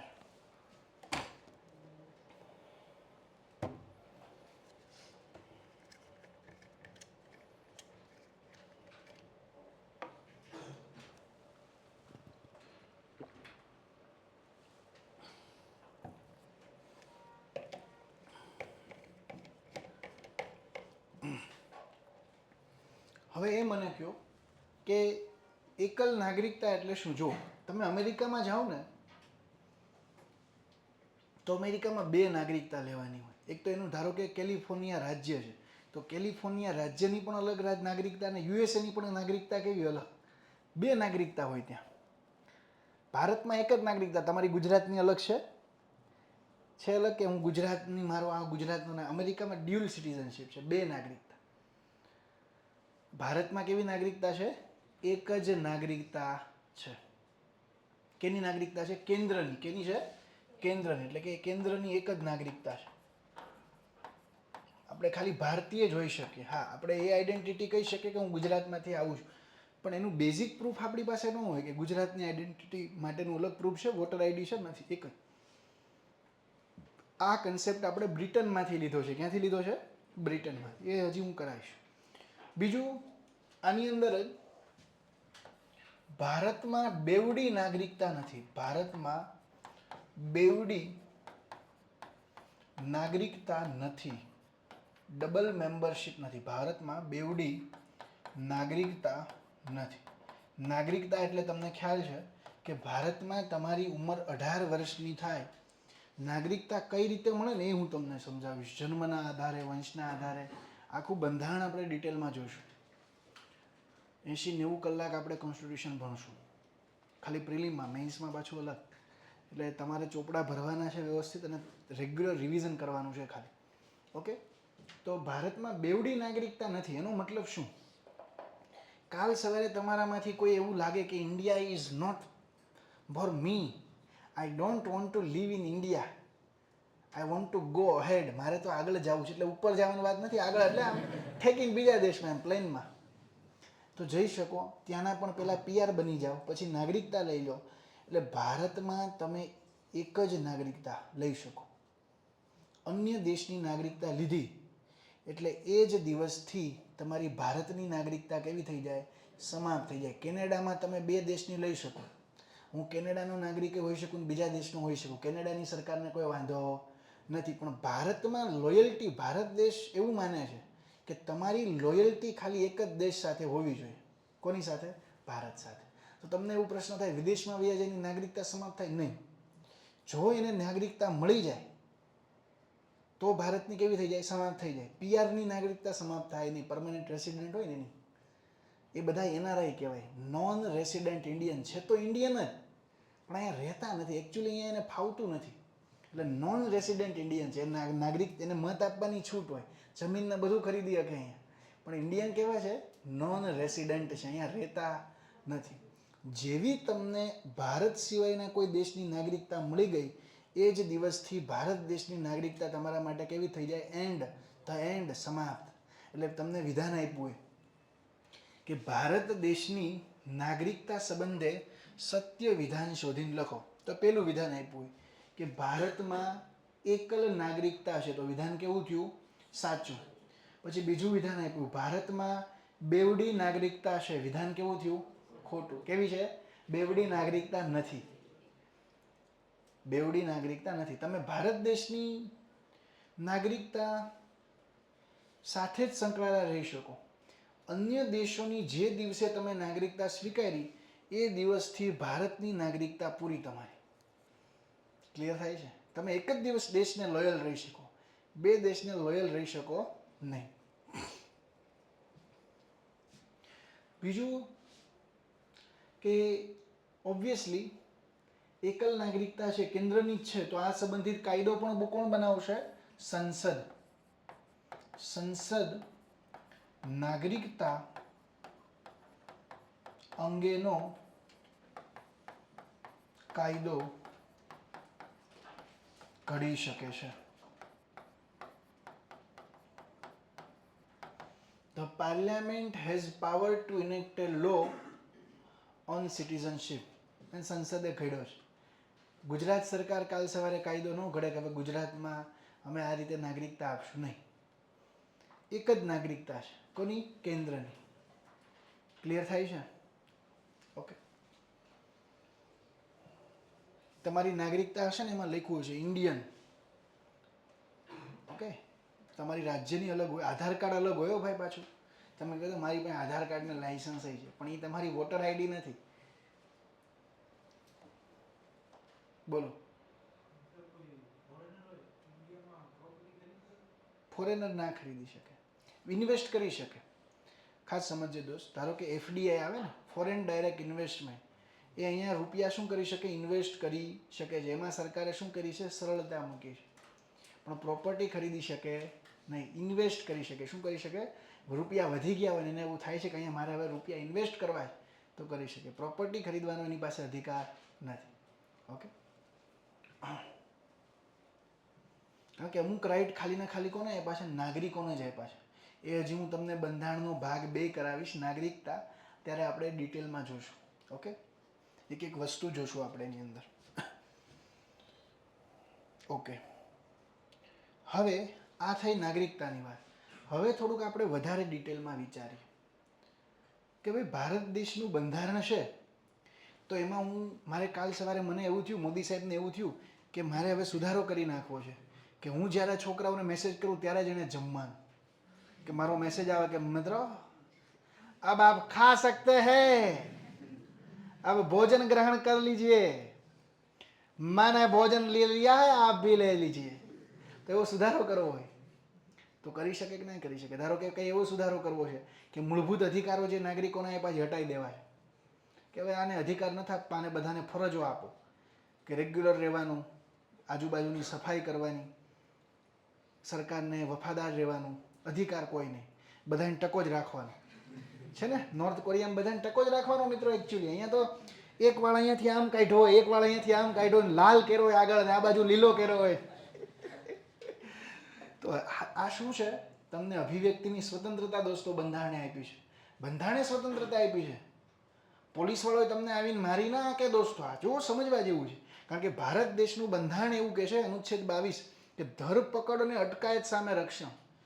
કારણ કે બંધારણના નિર્માતાઓને બ્રિટિશરોએ બહુ માર્યા બિચારાને, એટલે એને આપણા માટે આ કરીને ગયા કે દેશની પોલીસ તમને ગમે ત્યારે હેરાન કરી શકે નહીં. પહેલાં તો ધારો કે પોલીસવાળો તમારી પાસે આવે તો એને કહેવાનું કયા કારણથી તું મને ધરપકડ કરે છે, વોટ ઇઝ ધ રીઝન. અધિકાર આપ્યો બંધારણ. 24 કલાકમાં કોર્ટ સમક્ષ હાજર કરી દેવાનું, નહીંતર છોડી મૂકવાનું. ટોર્ચર ના કરી શકે પોલીસવાળા. ત્રીજો અધિકાર, વકીલ રાખવાનો અધિકાર. તમારે કંઈ બોલવાનું જ નહીં, પૂછે તો મારો વકીલ આવશે, એ હવે તમારી સાથે ચર્ચા કરશે. એકચ્યુઅલી હું બીજી છું. તો અધિકાર આપ્યો દોસ્તો તમને. આ શું આપ્યો? અધિકાર આપ્યો, રાઈટ આપ્યો કે ધરપકડ અને અટકાયત સામે રક્ષણ. આ બીજા દેશોમાં નથી. ગમે ત્યારે આવીને ડબ્બામાં પોઈને વયા જાય. આ ભારત દેશના બંધારણે આપને અધિકાર આપ્યો છે, તમે ગમે તે બોલી શકો. અનુચ્છેદ 19 અંતર્ગત તમને વાણી અને અભિવ્યક્તિની સ્વતંત્રતા છે. કોઈ રોકે છે? કોઈ ના રોકે. બોલો, મજા આવે એમ બોલો, ગીત ગાઓ, મજા આવે ગાઓ, જે આવે એ કરો. પણ હા, એની અંદર સરકાર વ્યાજબી નિયંત્રણ મૂકી શકે. તમે કોઈને ગાળો ને એવું પછી ના આપી શકો, કારણ કે બીજાના અધિકાર હોય ને. અનુચ્છેદ 19 ની અંદર તમને કીધું છે હરવા ફરવાની સ્વતંત્રતા, બધે હરો ફરો, પણ એમાં નિયંત્રણ મૂકી શકે. સિગ્નલ આવે તો પછી ઊભું રહી જવાનું, નહીંતર બીજાને પાછી તકલીફ પડે. ઓકે, એટલે એ બધું આપણે જોવાનું છે. તો હવે આપને પ્રશ્ન એ થાય કે બંધારણમાં સુધારો કરી શકાય કે નહીં? કેન વી અમેન્ડ ધ કોન્સ્ટિટ્યુશન ઓર નો? કે ભારત દેશનું બંધારણ કઠોર છે કે દ્રઢ છે? એટલે કે લચીલું છે. લચીલું એટલે ફ્લેક્સિબલ, કે જ્યારે મારે ફેરવવું હોય ત્યારે શું કરી શકું? ફેરવી શકું. તો દોસ્તો બંનેનું કોમ્બિનેશન છે. શું છે? બંનેનું સંમિશ્રણ છે. ભારતનું બંધારણ લચીલું પણ છે અને દ્રઢ પણ છે, કઠોર પણ છે, બંને છે. ઓકે, અહીંયા સુધી લખાઈ ગયું બધાને? ઓકે.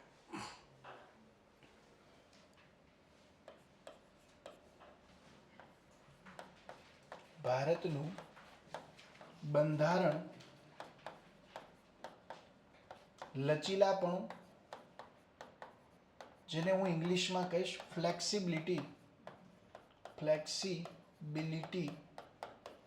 ભારત દેશનું બંધારણ અથવા ભારતનું બંધારણ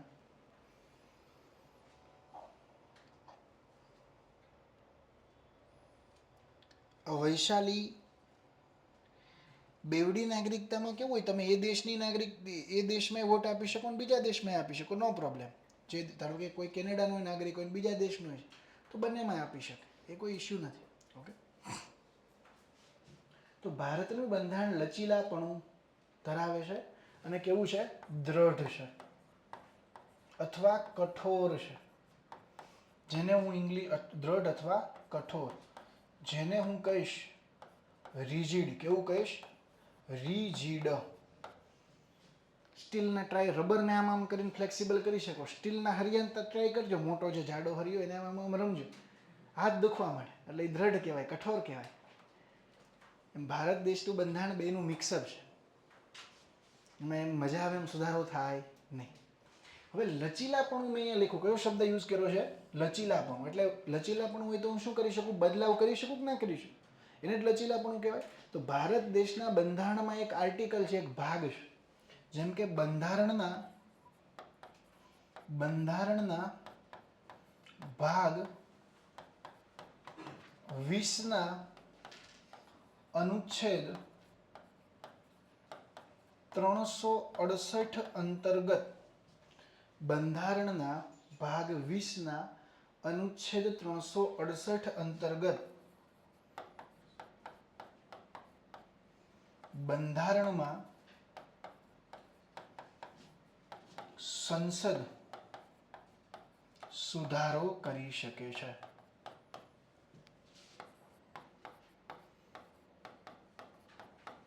દોસ્તો અત્યાર સુધી ભારત દેશના બંધારણમાં 106 સુધારા થયા. કેટલા થયા? અત્યાર સુધી. હજી કેટલા? અત્યારે તમે અમૃતકાળમાં જીવો છો મિત્રો. મોદી સાહેબે આ કાળને 2022 પછીના કાળને અમૃતકાળ કીધો છે, કે આ લોકો અમૃતકાળમાં જીવે છે. એ તો ચોમાસામાં અમૃતકાળનો તમને અહેસાસ થયો હોય. રોડ રસ્તામાં ગાડી જઈને જતા હોય, કસરત કરાવે છે તમને. કસરત અલગ જગ્યાએ નહીં કરવાની, ગાડી આખો રોડ ઉપર અમારા, આમાં કસરત થાય, રોદા આવે કસરત. અમૃતકાળ છે. એટલે અત્યાર સુધી બંધારણમાં 106 સુધારા થયા. કેટલા થયા? 6. આઝાદી બાદ અથવા બંધારણ લાગુ થયું ત્યારથી આઝાદી બાદ ભારતના બંધારણમાં 106 જેટલા બંધારણીય સુધારાઓ થયા છે. છેલ્લે છે ને મહિલાઓ, હવે અત્યારે મોદી સાહેબ વાત કરે છે મહિલા સશક્તિકરણ નહીં, વુમન લેડ ડેવલપમેન્ટ, મહિલા કેન્દ્રિત નેતૃત્વ, મહિલા કેન્દ્રિત વિકાસ. એના માટે 106મો બંધારણીય સુધારો કર્યો. જે કદાચ મિત્રો છાપાને એવું વાંચતા હશે ને ખબર હશે કે દોસ્તો મહિલાઓને હવે સંસદમાં 33% અનામત સીટો રહેશે. વિધાનસભાની અંદર 33% અનામત સીટો રહેશે મહિલાઓને. આ 106મા બંધારણીય સુધારાથી કર્યું.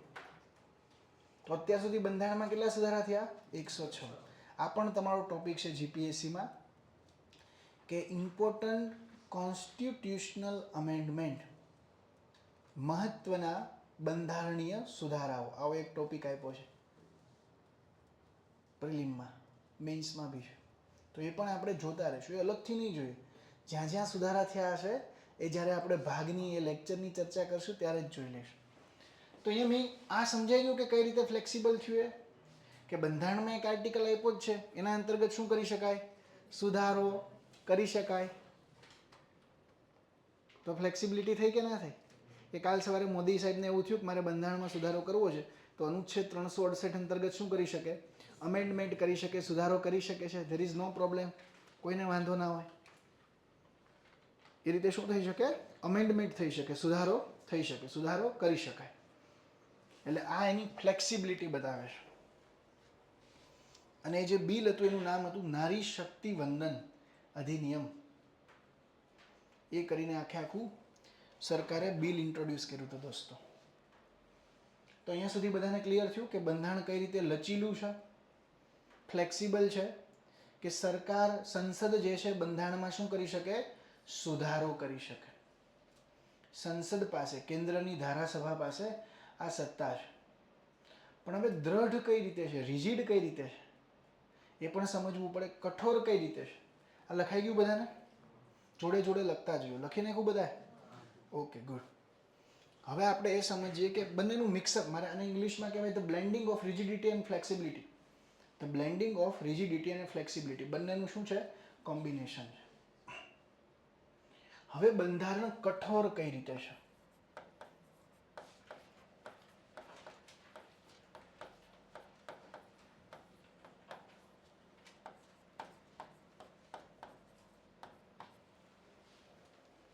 બંધારણ કઠોર કઈ રીતે છે, એટલે કે રિજિડ કઈ રીતે છે? How Indian constitution is a rigid constitution.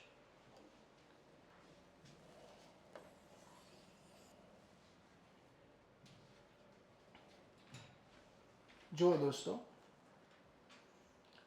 સંસદ ગમે ત્યારે સુધારા કરી શકે, પણ એક આખી પ્રક્રિયા તમને સમજાવું કે ભાઈ સંસદ બંધારણમાં સુધારો કરી શકે કે ન કરી શકે. આની આખા અલગ અલગ કેસ આવ્યા હતા. હું તમને કેસ પણ ડિટેલમાં કરાવીશ. દોસ્તો, પેલો એક કેસ આવ્યો હતો. આમ તો જે અગત્યના જે કેસ હશે એ આપણે જોવાના જ છે. એમાં પેલો એક, કારણ કે હવે કોઈ વસ્તુ, ધારો કે સરકાર મજા આવે, જેમ કે સરકારે પેલો બંધારણીય સુધારો કર્યો, તો એક વ્યક્તિ હતા શંકરી પ્રસાદ નામના, તો એની જમીન વહી ગઈ. શું વહી ગયું? જમીન વહી ગઈ. પેલા બંધારણીય સુધારાથી સરકારે કીધું કે હવે સરકાર મજા આવે એમ તમારી જમીન લઈ લેશે. પેલા પ્રોપર્ટી રાઇટ તમારો મૂળભૂત અધિકાર હતો. પણ હવે જે તે સમયે જવાહરલાલ નહેરુએ શું કર્યું, પેલો બંધારણીય સુધારો કર્યો. અને પેલા બંધારણીય સુધારામાં એક અનુસૂચિ બનાવી નાખી, અનુસૂચિ 9. અનુસૂચિ બંધારણ બન્યું ત્યારે 8 જ હતી. કેટલી હતી? 8 જ હતી. પણ પછી અનુસૂચિ 9 બનાવી. અને અનુસૂચિ 9માં શું નાખી દે કે જે કાયદાઓ અનુસૂચિ 9માં નાખી શકશે એમાં કોર્ટમાં એને પડકારી શકાશે નહીં. કોર્ટમાં પડકાર અને કોર્ટ જે નિર્ણય આપે એને જ્યુડિશિયલ રિવ્યૂ કહેવાય. કારણ કે ન્યાય સમીક્ષા શું કરે છે, એ વસ્તુને રિવ્યૂ કરે છે. એને ગુજરાતીમાં કહેવાય ન્યાયિક સમીક્ષા. શું કહેવાય? ન્યાયિક સમીક્ષા. તો જવાહરલાલ નહેરુએ એવું કીધું પેલા બંધારણીય સુધારાથી કે અમે જે કાયદાઓને અને જે બંધારણીય સુધારાઓને એની અંદર એડ કરીશું, એની અંદર નાખીશું, એમાં ન્યાયિક સમીક્ષા થશે નહીં.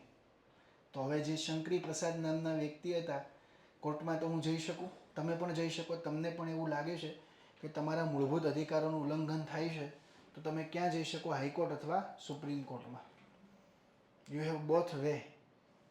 કાં અહીંયા અમદાવાદ સોલા પાસે જ જઈ આવવાનું.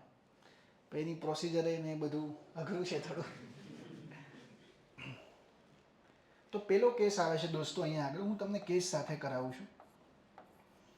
આ બાજુ હજી આપણે જોશું આગળ. શંકરી પ્રસાદ વર્સિસ ભારત સંઘ કેસ. દોસ્તો, આઝાદી બંધારણનું અમલીકરણ થયું પછી 1950-51માં જ આ કેસ આવે છે. તો હવે આમાં સુપ્રીમ કોર્ટે શું ચુકાદો આપ્યો ખબર છે? સુપ્રીમ કોર્ટે પોતાના ચુકાદામાં બદલાવ કરી શક્યો. આગળના કેસમાંથી નવો કેસ આવે પાછો બદલી નાખે ચુકાદો. તો શંકરી પ્રસાદ વર્સિસ ભારત સંઘ કેસમાં સુપ્રીમ કોર્ટે એવું કીધું કે સંસદ બંધારણમાં અને મૂળભૂત અધિકારોમાં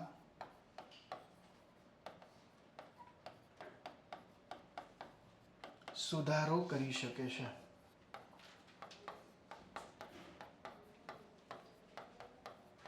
The parliament has power to amend the constitution and fundamental right. બંનેમાં શું કરી શકે છે? સુધારો કરી શકે છે. તમે એને રોકી ન શકો. હવે ફરી વખત એક વ્યક્તિ છે, પાછા જાય છે. કઈ જગ્યાએ જશે? કોર્ટમાં. નામ હતું સજ્જનસિંહ. રાજસ્થાન સરકાર વિરુદ્ધ ગયા સુપ્રીમ કોર્ટમાં. તો બીજો એક કેસ ફરી વખત આવે છે 1963-66 સજ્જનસિંહ વર્સિસ રાજસ્થાન રાજ્ય.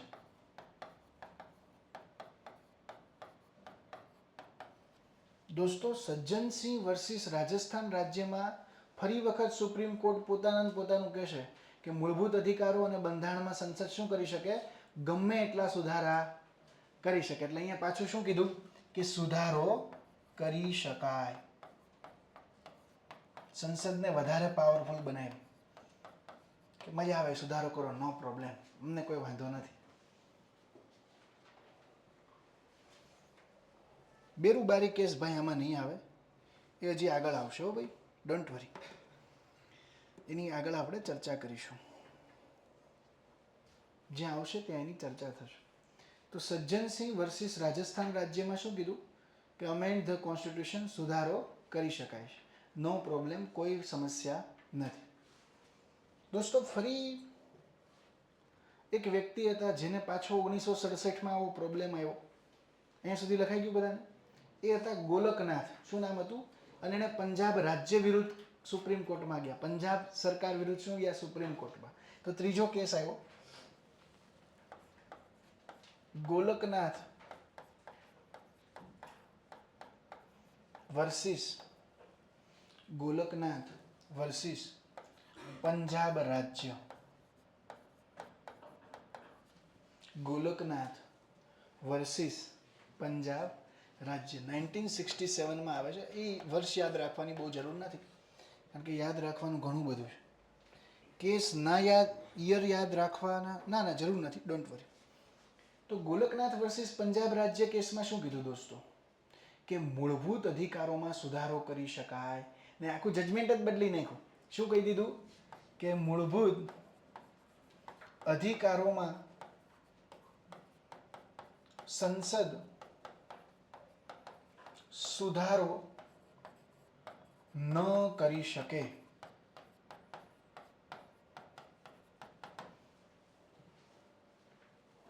આખું આગળનું જજમેન્ટ શું કરી નાખ્યું, બદલી નાખ્યું. આગળનું આખું જજમેન્ટ એમને બદલી નાખ્યું. અને 11 જજો હતા દોસ્તો આમાં. કેટલા હતા? 11 જજો. આખું જજમેન્ટ ચેન્જ. અને કોઈ પણ બંધારણની ચર્ચા કરવાની હોય ને તો એની અંદર મિનિમમ 5 જજો હોવા જોઈએ. કેટલા હોવા જોઈએ? એને કહેવાય કોન્સ્ટિટ્યુશનલ બેન્ચ, બંધારણીય ખંડપીઠ. જે જજ જ્યારે નિર્ણય આપતા હોય ને ત્યારે જો 5 જજો બેઠા હોય, ક્યારેક 3 બેઠા હોય. 3ને કહેવાય ડિવિઝન બેન્ચ. શું કહેવાય? Division bench. અને 1 બેઠા હોય એને કહેવાય સિંગલ બેન્ચ. એટલે 3 બેન્ચ હોય. પણ બંધારણની જ્યારે ચર્ચા કરવાની હોય, બંધારણના કોઈ ટોપિકને લઈને કોઈ વાત કરવાની હોય, તો એમાં ન્યૂનતમ 5 જજો તો હોવા જ જોઈએ. એને કહેવાય કોન્સ્ટિટ્યુશનલ બેન્ચ, બંધારણીય ખંડપીઠ. ઓકે. હવે દોસ્તો પછી એક કેસ આવે છે. એ કેરળના મઠાધિપતિ હતા જેનું નામ હતું કેશવાનંદ ભારતી. અત્યારે બધા ભારતી બાપુ તો ઓલરેડી છે જ તે, તો એક બાપુ ત્યારે હતા, કેરળમાં મઠાધિપતિ હતા કેશવાનંદ ભારતી. શું નામ હતું? કેશવાનંદ ભારતી. તો એક કેસ આવે છે 1973 અને આ દોસ્તો લેન્ડમાર્ક જજમેન્ટ હતું. કેવું હતું? અત્યાર સુધીના ભારત દેશના બંધારણના ઇતિહાસનું 24 એપ્રિલ 1973 આ સીમા ચિહ્ન ચુકાદો હતો, લેન્ડમાર્ક જજમેન્ટ હતું, જેનું નામ હતું કેશવાનંદ ભારતી વર્સિસ કેરળ રાજ્ય. 1973 ની અંદર આ ચુકાદો આવે છે. કેશવાનંદ ભારતી વર્સિસ કેરળ રાજ્ય. દોસ્તો આ ચુકાદાની અંદર શું કહેવામાં આવે છે ખાસ સમજવાનું છે. કેશવાનંદ ભારતી વર્સિસ કેરળ રાજ્ય, આ કેસની અંદર સ્પષ્ટ કરવામાં આવે છે કે સંસદ અને આમાં 13 જજો હતા. કેટલા જજો હતા? 13 જજોની ખંડપીઠ હતી. અત્યાર સુધી ભારત દેશના બંધારણના ઇતિહાસમાં સૌથી વધારે જજોએ કોઈ કેસને ડીલ કર્યો ને તો આ જજમેન્ટ હતું. 13 જજોની ખંડપીઠ હતી. અને જજોની જે ખંડપીઠ હોય હંમેશા એકી સંખ્યામાં હોય. શું કામ? વોટ સરખા ન પડે. પડે તો પછી સમસ્યા થાય ને 2 4 હોય ને 2 પડે શું કરવાનું? એટલે ખંડપીઠ હંમેશા કેવી સંખ્યામાં હોય? એકી સંખ્યામાં. 1 3 5 7 9 11 13. પણ અત્યાર સુધી વધારેમાં વધારે કેટલી રહી છે? 13 જજોની રહી છે. ઓકે, 13 જજોની ખંડપીઠ. હવે જુઓ, આ ચુકાદામાં એક ઇન્ટરેસ્ટિંગ વાત સુપ્રીમ કોર્ટે કરી કે સંસદ બંધારણ અને મૂળભૂત અધિકારોમાં સુધારો કરી શકે છે.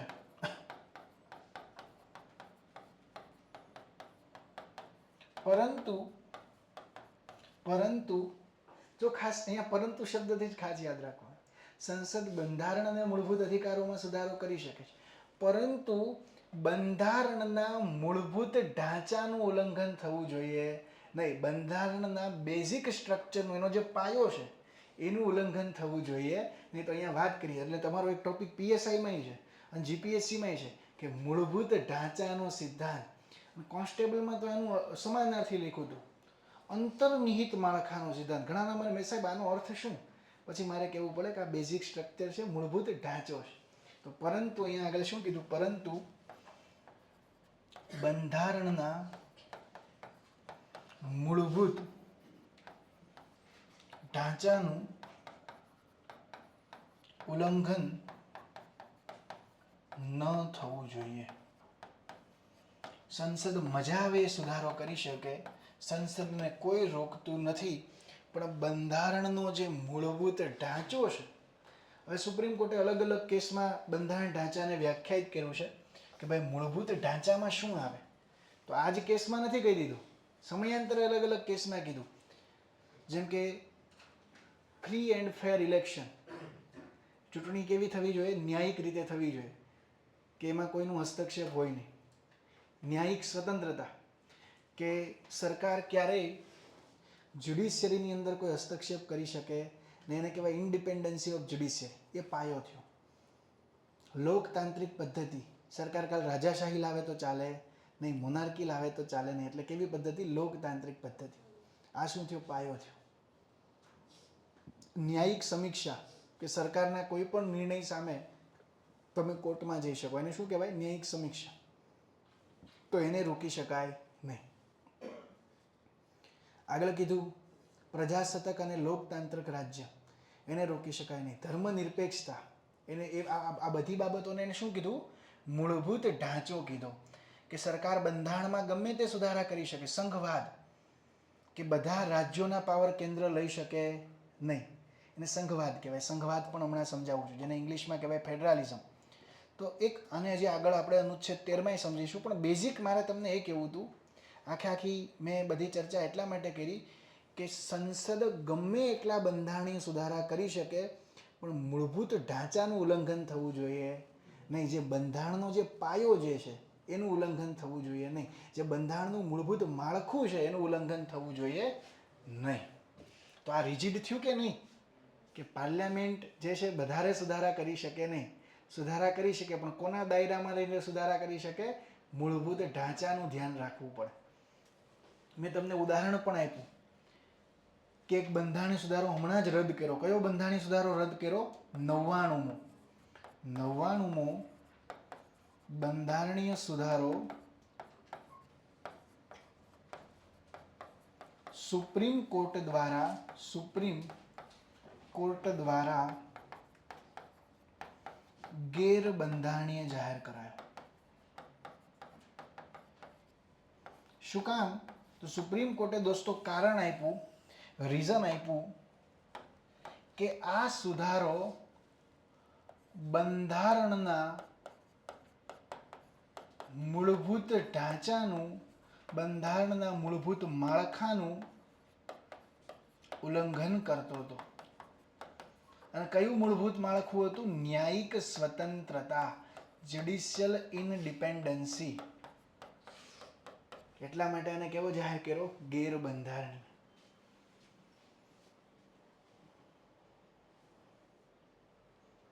ગેરબંધારણીય.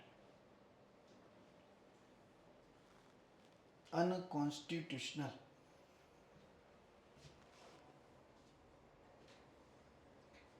ક્લિયર થયું? તો હવે મજા આવે એવો સુધારો થાય નહીં.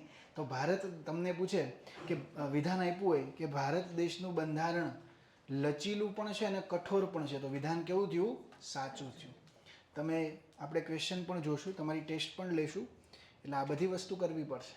તો ભારતનું બંધારણ લચીલું પણ છે અને ભારતનું બંધારણ કેવું છે? કઠોર પણ છે. બંનેનું કોમ્બિનેશન છે. ફ્લેક્સિબિલિટી કઈ રીતે મળે છે? તો કે સુધારો કરી શકાય. કયા અનુચ્છેદ અંતર્ગત? 368. કેટલા સુધારા થયા? 106. કઈ રીતે દ્રઢ છે? તો કે એ સુધારો જો મૂળભૂત ઢાંચાનું ઉલ્લંઘન કરતો હશે તો એને દૂર પણ કરવામાં આવશે, રદ પણ કરવામાં આવશે. તો આ એક બંધારણનું લક્ષણ થયું. શું થયું? લક્ષણ. કે Indian constitution is A blending of rigidity and flexibility. તમારી જે યુપીએસસીમાં જે બુક આવે ને લક્ષ્મીકાંત, એના કરતાં ડિટેલમાં આપણે જોશું, ચિંતા ના કરતા. પણ તમારે ખાસ ધ્યાનથી અહીંયા ભણવું પડશે. તો એક પણ સબ્જેક્ટ બહારથી કોઈ બુક લેવાની પણ જરૂર નહીં પડે. ખાલી લેક્ચરમાં જે કરાવીએ એટલું જ કરશો તો એની ગેરંટી આપું છું કે તમારે પ્રિલિમ નહીં મેઇન સુધી બધું આવી જશે. ચિંતા ના કરતા. ઓકે? પણ ખાસ મહેનત કરવી પડશે, વર્ક કરવું પડશે. જબ તક ન પડે હથોડે કી ચોટ પથ્થર ભી ભગવાન નહીં હોતા, બિના સંઘર્ષ કોઈ મહાન નહીં હોતા. તમે જુઓ તો જે પથ્થર એમનું અહીંયા પીડા હોય, આ પથ્થર છે તો આ પથ્થર ઘસાણો નથી એટલે મારા પગ ઉપર જાય છે. પણ જે પથ્થરને ટીપો હશે હથોડેથી, જે પથ્થરને આકાર આપ્યો હશે તો એ મૂર્તિ સ્વરૂપે પૂજાય છે. અત્યારે અયોધ્યાની અંદર જે રામ મંદિર છે ત્યાં જે રામ ભગવાનની મૂર્તિ છે તો દરરોજ લાખો લોકો એ મૂર્તિના દર્શન કરે છે. અને જે ત્યાં પગથિયા ઉપર છે એના ઉપર જઈને લોકો જાય છે.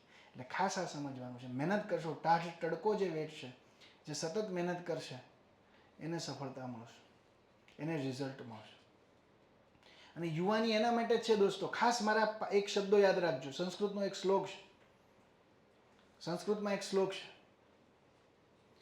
કે વિદ્યાર્થીના 5 લક્ષણ આપ્યા છે. કાક ચેષ્ટા, બકો ધ્યાનમ, શ્વાન નિંદ્રા. કાક ચેષ્ટા, બકો ધ્યાનમ, શ્વાન નિંદ્રા, અલ્પ આહાર, બ્રહ્મચર્ય, વિદ્યાર્થી 5 લક્ષણ. વિદ્યાર્થીના 5 લક્ષણો હોવા જોઈએ. કાગડા જેવી ચેષ્ટા. કાગડાને બહુ બધું ફરવું, બહુ બધું કરવું ગમે, ફૂડ પોતાનું લઈ લે. કાક ચેષ્ટા. બકો ધ્યાનમ, બગલા જેવું ધ્યાન. બગલો 1 કલાક સુધી વેઇટ કરે પોતાના ખોરાક માટે, માછલીને પકડી લે. આમ એનું ધ્યાન જોવો તમે, ડેડિકેશન, સમર્પણ. કાક ચેષ્ટા, બકો ધ્યાનમ, શ્વાન નિંદ્રા, કૂતરા જેવી ઊંઘ. આમ સવારે ઉઠાડીને કોઈ પૂછે કે બંધારણમાં આ વસ્તુ તો આવડવી જોઈએ, હિસ્ટ્રીમાં ઇતિહાસ તો આવડવો જોઈએ, ભૂગોળ આવડવું જોઈએ.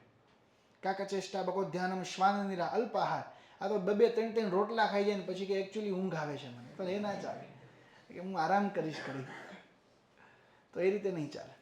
તો કાક ચેષ્ટા, બકો ધ્યાનમ, શ્વાન નિંદ્રા, અલ્પ આહાર અને બ્રહ્મચર્ય. ક્યાંય ડિસ્ટ્રેક્ટ થવાનું નથી. યુવાનીની જે ઉંમર છે કંઈક પામવાની ઉંમર છે, કંઈક મેળવવાની ઉંમર છે, તો બ્રહ્મચર્ય પણ એટલું જ જરૂરી છે. ઇન્સ્ટાગ્રામમાં ચેટિંગ કરતા હોય, ફેસબુકમાં નાની બધા ધંધા બંધ કરી દેજો આ ફિલ્ડમાં આવો પછી. એક જ લક્ષ્ય. જે રીતે અર્જુનને માછલીની આંખ દેખાતી હતી એટલે અર્જુન ફેમસ થયો, અર્જુનની પૂજા થાય નર નારાયણ દેવ તરીકે. એ રીતે આપને પણ હવે જીપીએસસીની જે આંખ જે છે ને એને આપણે વીંધવાની છે. પ્રિલિમ, મેઇન્સ અને ઇન્ટરવ્યુ, 3 વસ્તુ વીંધી નાખવાની. સોસાયટીને તમારા પ્રયાસોમાં રસ નથી, સમાજને તમારી સફળતામાં રસ છે. તમારા પ્રયાસોમાં તમારા નજીકના લોકોને, તમારા ફેકલ્ટીને, અમારી સંસ્થાને એને રસ છે. પ્રયાસોમાં, સફળતામાં ખાલી સમાજને રસ છે. સફળ થશો, નિષ્ફળ થશો તો કોઈ બોલાવશે નહીં. સફળ થશો એટલે સન્માન થાય. હમણાં મારું સન્માન મારા ગામમાં થયું, મને કોઈ બોલાવતું નહોતું. મારું મારા વાઈફનું બેયનું સન્માન થયું. મારા વાઈફે પહેલાં ડીવાયએસઓ છે, અત્યારે ડીવાયએસઓ જ છે, અને એસીએફમાંય પાસ થઈ. જે હમણાં એસીએફ એટલે ફોરેસ્ટ ડિપાર્ટમેન્ટમાં બહુ ઊંચી પોસ્ટ કહેવાય, ક્લાસ 1ની પોસ્ટ કહેવાય. Assistant conservator of forest. એના અંડરમાં આરએફઓએ કામ કરતા હોય, એના અંડરમાં ફોરેસ્ટરે કામ કરતા હોય, એના અંડરમાં ફોરેસ્ટ ગાર્ડ આવે, એના અંડરમાં ટ્રેકર આવે. જે જંગલ, જે પોલીસ ખાતામાં જેવી ડીવાયએસપીની પોસ્ટ હોય ને એવી જંગલ ખાતામાં એસીએફની હોય. 7-8 વર્ષે આઈએફએસ બની જાય ઇન્ડિયન ફોરેસ્ટ સર્વિસમાં. એટલે મેઇન વસ્તુ એ જ છે કે તમને તમારું જો ડેડિકેશન હશે, ઇફ યુ આર ડેડિકેટેડ, નો બડી કેન સ્ટોપ યુ. જો હું કરી શકતો હોય, મારું ગામ બહુ નાનું છે, મારા મમ્મી પપ્પા હજી ખેતી જ કરે છે ગામડે. અમરેલી જિલ્લાનું એક નાનકડું ગામ છે, ત્યાંથી હું બિલોંગ કરું છું. અને મારા ગામમાં હું પહેલો વ્યક્તિ હતો જેણે જીપીએસસી પાસ કરી. સ્ટેટ ટેક્સ ઇન્સ્પેક્ટરમાં ઓલ ગુજરાત 5મો રેન્ક લાવ્યો. જો હું લાવી શકતો હોય તમે લઈ શકો. તમારામાંથી ઘણા સિટીમાં છે, હું તો ગામડામાંથી આવતો હતો. મારું અભ્યાસ 7 ધોરણ સુધી મેં ગામડે કર્યો હતો. મોટા ભંડારીયા મારું ગામ, એની પ્રાથમિક શાળામાં હું ભણ્યો હતો. જો ત્યાંથી હું અહીંયા સુધી પહોંચી શકતો, યુ કેન ડુ ધીસ. તમે પણ આ કરી શકો. પણ એક જનૂન હોવું જોઈએ, એક પેશન હોવું જોઈએ, તૈયારી કરવાનું, મહેનત કરવાનું. અને એક ગીતાનો હંમેશા શ્લોક યાદ રાખવાનો કે કર્મ કરવાનું પેશન રાખો, કર્મ કરવાનું જનૂન રાખો, પણ એ કર્મનું પરિણામ તમારા ફેવરમાં આવે એવી ચિંતા ના કરો. કારણ કે ચિંતા એ ચિતા સમાન છે. કોઈ વસ્તુની આપણે ટેન્શન લેવા માંડીએ એટલે ડિપ્રેશન આવે. અત્યારે ભારતની અંદર સૌથી વધારે લોકો ડિપ્રેશનનો શિકાર છે. ઊંઘ ન આવે રાતે, મોબાઈલ ઘુમાડતો. ભારતમાં તે લોકોને એક ટેવ પડી ગઈ છે કે આમ ગાડી એકાવતા એકાવતા અંબાણીનો ડાબો હાથ હોય એમ આમ રીતે ફોન હાંકતો હોય, ગાડી એકાવતા એકાવતા. બકો ધ્યાનમ એટલે બગલા જેવું ધ્યાન ભાઈ. આમ આમ હવે હા કરતા હવે શું છે ભાઈ, એવી ઇમરજન્સી યાર ભાઈ ઠોકી દે ક્યાં, પછી 6 મહિનાનો ખાટલો આવે. તો ખાસ મોબાઈલ જે છે ને એનો 2 રીતે યુઝ થાય. સારું, આમાં આખું વિશ્વ છે અને આમાં ખરાબ વસ્તુ પણ એટલી છે. તમારે નક્કી કરવાનું કે આ યંત્રનો કઈ રીતે તમારે યુઝ કરવો. This is a machine. આપણે આના ગુલામ ન બનવા જોઈએ. ઇન્સ્ટાગ્રામમાં રીલ્સ આવવા માંડે, જોવા માંડે. મને વચ્ચે હું જોવા માંડ્યો, મેં કીધું બંધ કર્યું, આ હું શું કરું છું. કારણ કે એ વસ્તુ એક કેવી છે ને, આ એક પ્રકારની લત છે, આ એક પ્રકારની હેબિટ છે. અને યુવાનો ખાસ અત્યારે Dream11માં ને એવી બધી ગેમમાં ફસાય છે. તો ખાસ ફસાતા નહીં, એ ધંધો ના કરતા. ઓલા એક બેન આવે, आओ महाराज रमी खेलने, मैं भी 1 करोड़ कमा गई थी, आप भी ले जाओ. એટલે ભાઈ વયા જાય બધા. ઓકે, એટલે ખાસ આ બધી અત્યારના યુવાનો જે ડિસ્ટ્રેક્ટ થાય છે ન થતા, આ બધું બંધ કરો. જો તમારી પાસે 21મી સદીમાં જ્ઞાન હશે ને તો પાવર આવશે. Knowledge is the currency of 21st century. આ મારા શબ્દો ખાસ યાદ રાખજો. જ્ઞાન એ 21મી સદીનું નાણું છે. નોલેજ હશે તો પાવર આવશે. નોલેજ હશે, ડીવાયએસપી બન્યા, પીઆઈ બન્યા, ડેપ્યુટી કલેક્ટર બન્યા, પાવર ઓટોમેટિકલી આવશે, ગાડી આવશે, બધું આવશે. પણ નોલેજ હશે તો. અને ગામમાં બુલેટ લઈને ખાલી આટા જ મેરા હોય અને રોલા જ મેરા હોય તો કોઈ 2 જણા બોલાવશે ને આજથી 5 વર્ષ પછી. હું ઘણા લોકોને એવા જોઉં છું. એટલે we have to focus on knowledge, કે કઈ રીતે હું વધારેમાં વધારે લર્નિંગ કરું, કઈ રીતે હું વધારેમાં વધારે શીખું. શીખવાની ભૂખ હોવી જોઈએ. સ્વામી વિવેકાનંદે એવું કીધું હતું કે મને 100 નચિકેતા આપો, હું આખી દુનિયા બદલી નાખીશ. શું કામ નચિકેતાની માંગ કરી? શા માટે છગનભાઈ મગનભાઈની એની માંગ ન કરી? કારણ કે નચિકેતા, ઉપનિષદની અંદર નચિકેતા અને યમરાજાનો સમાજ. એમાં યમરાજા પાસે નચિકેતા જાય છે તો યમરાજ કહે છે કે હું તને સુખ સગવડ આપું, તને મહેલો આપું, તને સ્વર્ગલોક આપું, આ આપું, તે આપું. પણ નચિકેતા એક જ વસ્તુ માગે છે કે મારે જ્ઞાન જોઈએ છે, મારે નોલેજ જોઈએ છે, જે તમારી પાસે છે. કે કઈ રીતે આ મૃત્યુ, જન્મ, મરણ, આ બધાનું મારે જ્ઞાન જોઈએ. એટલે સ્વામી વિવેકાનંદે કીધું કે મારે 100 નચિકેતા જોઈએ છે કે જેને આવી જ્ઞાનની તલપ હોય, જેને નોલેજ મેળવવાની ઈચ્છા હોય, એવા લોકો મારે જોઈએ. તો આપણે હંમેશા લર્નિંગ મોડમાં જ રહેવાનું, એક્ટિવ મોડમાં જ રહેવાનું છે. અને ડેઈલી 6-7 કલાક વાંચવાનું, ડેઈલી 4 કલાક અહીંયા લેક્ચર ભરવાના છે. દુનિયાની કોઈ તાકાત નથી કે તમને 1 વર્ષ પછી પાસ થતા રોકી શકે. આ ડેડિકેશન હોય, આ ધીરજ હોય તો. પણ 2 દી વાંચ્યું પછી કે હવે મને મમ્મી યાદ આવે છે, ઘરે વયા જાવ, તો ના ચાલે. ત્યાગ તો કરવો પડશે દોસ્તો. ગાંધીજીએ ત્યાગ કર્યો હતો. બધા મહાન હસ્તીઓને જોઈ લેશો ને ત્યાગ કર્યો હશે. Sacrifice is necessary. હું ખુદ 3 દિવાળી ઘરે નહોતો ગયો ગામડે. તહેવારોનું સેક્રિફાઈસ કરવું પડે, લગ્નનું સેક્રિફાઈસ કરવું પડે. તો માર્ક ઝુકરબર્ગ કરતાંય વધારે તમે એક્ટિવ થઈ જાઓ ફેસબુકમાં. માર્ક ઝુકરબર્ગ એના લગ્નનો એક ફોટો મળે, આ માસીના છોકરાને કોકનો લગ્નનો એના 10 ફોટા મળે. હલ્દી, ગીત ગુંજન કાર્યક્રમ, જાનનો અલગ કાર્યક્રમ, મહેંદીનો અલગ કાર્યક્રમ, એટલે 10 તો અલગ અલગ વિધિના અલગ અલગ ફોટા મૂકે. ઓકે, તો એ બધું બંધ કરજો. મોબાઈલનો સીમિત ઉપયોગ કરવાનો છે. તમે અહીંયા આવો ન આવો, તમે તૈયારી કરવા માટે એક નિર્ણય કર્યો છે, એ જ બહુ મોટી વસ્તુ છે. ચલો, આ આપણે અહીંયા જોયું. તો અહીંયા સિમ્પલ વસ્તુ શું કીધી, આ વધારે થોડીક વાત થઈ ગઈ, પણ એક તમને થોડુંક પ્રેરણા મળે, મોટિવેશન મળે એટલા માટે ચર્ચા કરતો. હું બહુ એવી બધી બીજી ચર્ચા નહીં કરું લેક્ચરમાં, કોઈ પણ ફેકલ્ટી નહીં કરે.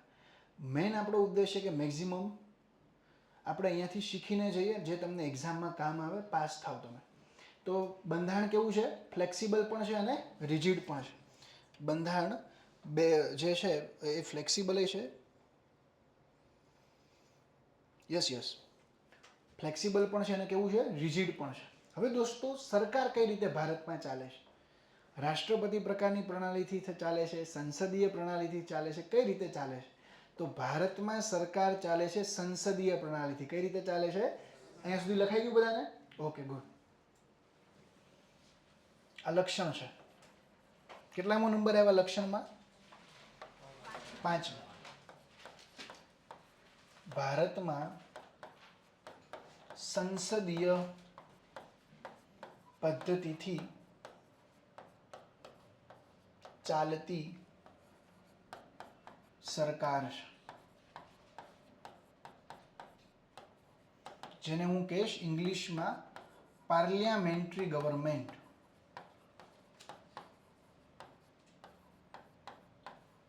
હમણાં ભારતમાં ચૂંટણી ગઈ, કોઈને ખ્યાલ છે લોકસભાની? તો લોકસભામાં કોણ વ્યક્તિ વિજેતા બન્યા? લોકસભામાં કોને વધારે સીટો આવી? ભાજપને આવી ને 240 સીટો. એટલે થોડુંક પોલિટિક્સ આપણે આવું યાદ રાખવાનું. ન્યૂઝ રેગ્યુલર સવારે ઉઠી, તમારે તો બપોર એટલે તમારી બેચમાં ટાઈમ બહુ સારો છે કે સવારમાં આખો દિવસ વહેલું ઉઠીને વાંચી જવાનું. ટાઈમ ટેબલ કહું તમને, જો બેઝિક ટાઈમ ટેબલ કહું કે સવારે વહેલું ઉઠી જવાનું, ડેઈલી 7 કલાકની ઊંઘ કરવાની, 7 થી મેક્સિમમ 8, મિનિમમ 7 મેક્સિમમ 8. બપોરે સૂવાનું નહીં, શું હોય તો અડધી કલાક સૂઈ લેવાનું, વધારે સૂવાનું નહીં. બેઝિક તમને ટાઈમ ટેબલ કહું કઈ રીતે. જો સિમ્પલ ટાઈમ ટેબલ છે. 8 વાગે તમે અહીંયા છૂટશો, ડેઈલી આપણે 4 કલાકનું એજ્યુકેશન હશે. 8:30 પૂરી ગયા જે બી પીજીમાં ને એમાં, જમી લેવાનું, અડધી કલાક ફ્રેશ થાવ. ધારો કે 9 વાગે ફ્રી થઈ ગયા અથવા 9:30 ફ્રી થયા, તો 9:30 થી 11 આપણે જે પણ સબ્જેક્ટ હોય એનું રિવિઝન કરી નાખવાનું. ચાલે જે પણ આપણે જોયું હોય. 11 વાગે શાંતિથી સૂઈ જવા. કેટલા વાગે? 11 વાગે. મોબાઈલ પછી સાઈડમાં જ મૂકી દેવાનો, શાંતિથી સૂઈ જવાનું. જમવાનું ફ્રેશ થવાનું 8 થી 8:30 જે પતાવું હોય પતાવી દેવાનું. 9:30 1.5 કલાક. આ 1.5 કલાક વાંચવાનું મળ્યો કે ના મળ્યો? 1.5 કલાક. ઘણા કહેતા કે આઈ હેવ નો ટાઈમ, મારી પાસે સમય નથી. કે એકચ્યુઅલી સમય હું કાઢી દઉં, કઈ રીતે સમય મેળવવો હોય. ઓકે, તો 1.5 કલાક આ થઈ ગઈ. પછી 11 વાગે સૂઈ ગયા, 11 થી 6:30 આ ટાઈમ ઇનફ છે. 6:30 ઉઠી જવા. 6:30 ઉઠી 7 વાગ્યા સુધી ફ્રેશ થઈ જવાનું. 7 વાગે નાસ્તો કરી લીધો, 7:30 પાછું વાંચવા બેસી જવાનું. 7:30 થી 9:30 એક સેશન લઈ લેવા. કેટલા? ક્યાંથી? 7:30 થી 9:30. કેટલી કલાક થઈ? 2 કલાક. પાછું 15 મિનિટ ફ્રી થઈ જાવ, ચાલો ફ્રેશ થઈ જાવ, તો પણ પાછો ટાઈમ મળે. ક્યાંથી મળશે? 9:45 થી 12:45 ફરી બેસી જાઓ. 9:45 થી 11:45 જ્યાં પણ રહો છો પીજીમાં કે એમાં, પાછા જમી લો, પાછા કલાક ફ્રેશ જાઓ. ટાઈમ કેટલો મળ્યો દોસ્તો? 2 કલાક મળ્યો કે નથી મળ્યો? 2 hours. 2 ને 2 4, 4 ને 1 5, 5:30 તો અહીંયા થઈ ગઈ. હજી હું તમને ટાઈમ આપું. 12 વાગે 12:30 જમી લીધું હોય, 1.5 કલાક પછી કંઈ જમવામાં ટાઈમ વધારે લાગે નહીં, તો 12:30 12:30 થી 1:30 1 કલાક જે પણ તમને મજા આવે. ન્યૂઝપેપર વાંચવું હોય તો ન્યૂઝપેપર, અહીંયા પણ તમારે પછી ફ્લેક્સિબિલિટી તમારે કે ક્યાં ન્યૂઝપેપર વાંચવું. તો 2 ને 2 4 ને 1 5 ને 1 6:30 6:30 કલાક તો તમારી મેં કાઢી દીધી કે 6:30 કલાક તો તમે મહેનત કરી શકો. પછી 1:30 થી ધારો કે તમારે 1 પાછું સૂવું છે, કંઈક આરામ કરવો છે, કરી શકો. પણ 6.5 કલાક ડેઈલી તમારે શું કરવાનું છે? સ્ટડી કરવાનું છે. લેક્ચર સિવાયની વાત કરું છું. એટલું સ્ટડી થઈ જાય, દુનિયાની કોઈ તાકાત નથી કે તમને પાસ રોકી શકે. પણ અહીંયા હું ઘણા છોકરાને આવું, કેટલીક કલાક વાંચું કે 1 કલાક. એટલે ભાઈ કીધું ઘરે વયો જા, 1 કલાકે નહીં ભેગું થયા. 1 કલાકે, ખાલી 1 કલાક, આમ દાંત કાઢતા બોલે 1 કલાક. એટલે જે મિત્રો ઓનલાઈન જોવે છે એમના માટે પણ આ જ શેડ્યુલ છે, અને જે મિત્રો ઓફલાઈન જોવે છે એમના માટે પણ આ જ છે. આ શેડ્યુલને આપણે ફોલો કરવાનું છે. મિનિમમ કેટલી કલાક? 6.5 કલાક. 6.5 ના થાય તો 6 કરી નાખો, પણ 6 કલાક આ ટાઈમમાં. ધારો કે 7:45 થી ચાલુ કરો, ઓકે, અથવા 8 થી ચાલુ કરો, 1.5 કલાક અહીંયા વાંચો, પણ 6 થી 6.5 કલાક સ્ટડી સિવાય પણ આપણે વર્ક કરવાનું છે. ક્લિયર છે ભાઈ બધાને? થઈ જશે એટલું મિનિમમ? પાછળ ભાઈ થઈ જશે ને તારે? થાય છે ને તારે એટલું કે ઓછું થાય છે? કરવાનું છો એટલું, પાસ થવાનું છે આપણે. યસ.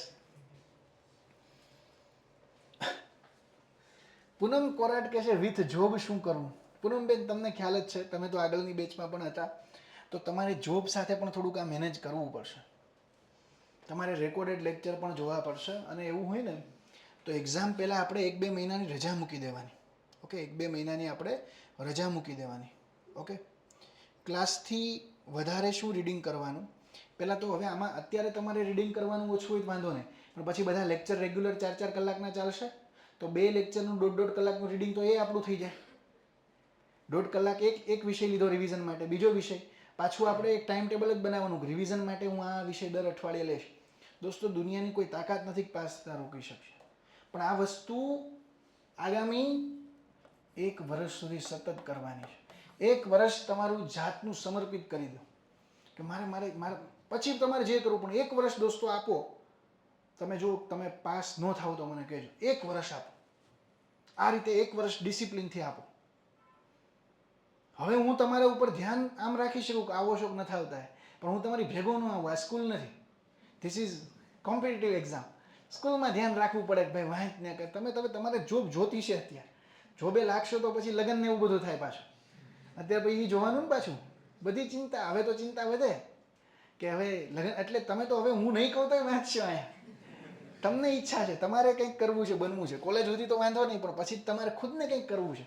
તમારા કરિયરની તમને ચિંતા વધારે હશે, મારા કરતાંય વધારે હશે. એટલા માટે હવે જો, એટલે 6 કલાક કાઢવાની. હવે તમે ગમે એ રીતે કાઢો, પણ મને 6 કલાક તમારે ડેઈલી આપવાની છે, લેક્ચર સિવાયની.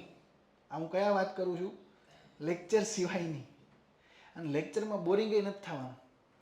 રસ અને રોટલો મળે ને એ કામ કરવાનું છે. રસ આવવો જોઈએ. હું બંધારણ ભણાવું, તમને મજા આવી જોઈએ.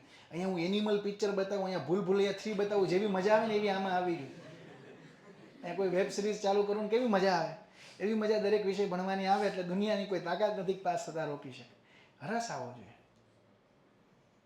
ભૂલ ભુલૈયા 3 બતાવું આમ બેન જોવે, મજા આવે. એવી મજા અહીંયા આવી પડશે. Okay, good. ચાલો, બાકી આપણે બેઠા છે. હવે જુઓ, સંસદીય પદ્ધતિ ચાલતી આવી સરકાર છે, આવું વિધાન આપ્યું હોય તો આ વિધાન કેવું છે? સાચું છે. કેન્દ્રમાં પણ આ રીતે ચાલે છે અને ભારતમાં રાજ્ય સરકાર, રાજ્યોમાં પણ આ રીતે જ ચાલે છે. ઓકે, હવે સંસદીય પદ્ધતિ એટલે કઈ રીતે સરકાર? મેં શા માટે અહીંયા સંસદીય પદ્ધતિથી ચાલતી સરકાર એવો શબ્દ લખ્યો? અમેરિકામાં દોસ્તો કેવું છે ખબર છે? હમણાં રાષ્ટ્રપતિની ચૂંટણી ગઈ ને, ડોનાલ્ડ ટ્રમ્પ આવી ગયા ને, બીજી વખત આવી ગયા. 4 વર્ષ માટે ત્યાં હોય કાર્યકાળ. કેટલો હોય રાષ્ટ્રપતિનો? 4 માટે. હારી ગયા હતા દોસ્તો. એ તો ડિમોટિવેટ ના થયા. જો, અને 80 વર્ષની ઉંમરે પાછા આવ્યો. એ ભાભો જ કહેવાય ને. આ તો એ ભલે સૂટ બૂટ પહેરે, પણ હવે 78-77 વર્ષનો ભાભો પાછો આવ્યો મિત્રો, કે મેં ઝુકેગા નહીં. આ તો આવડે ઊંટ હોય ને આમ કરતા, મેં ઝુકેગા નહીં. આ 78 વર્ષે પાછો આવ્યો કે નહીં, આપણે જે છે એ લડી લેવું છે મિત્રો. પાછો આવ્યો અને જીતો. જુઓ, આ જજબા હોવા જોઈએ. અહીં તો એક નાની એવી પરીક્ષામાં ફેલ જાય, રો હમણાં શું છે? હા, ક્યાં રોવાનું જ છે?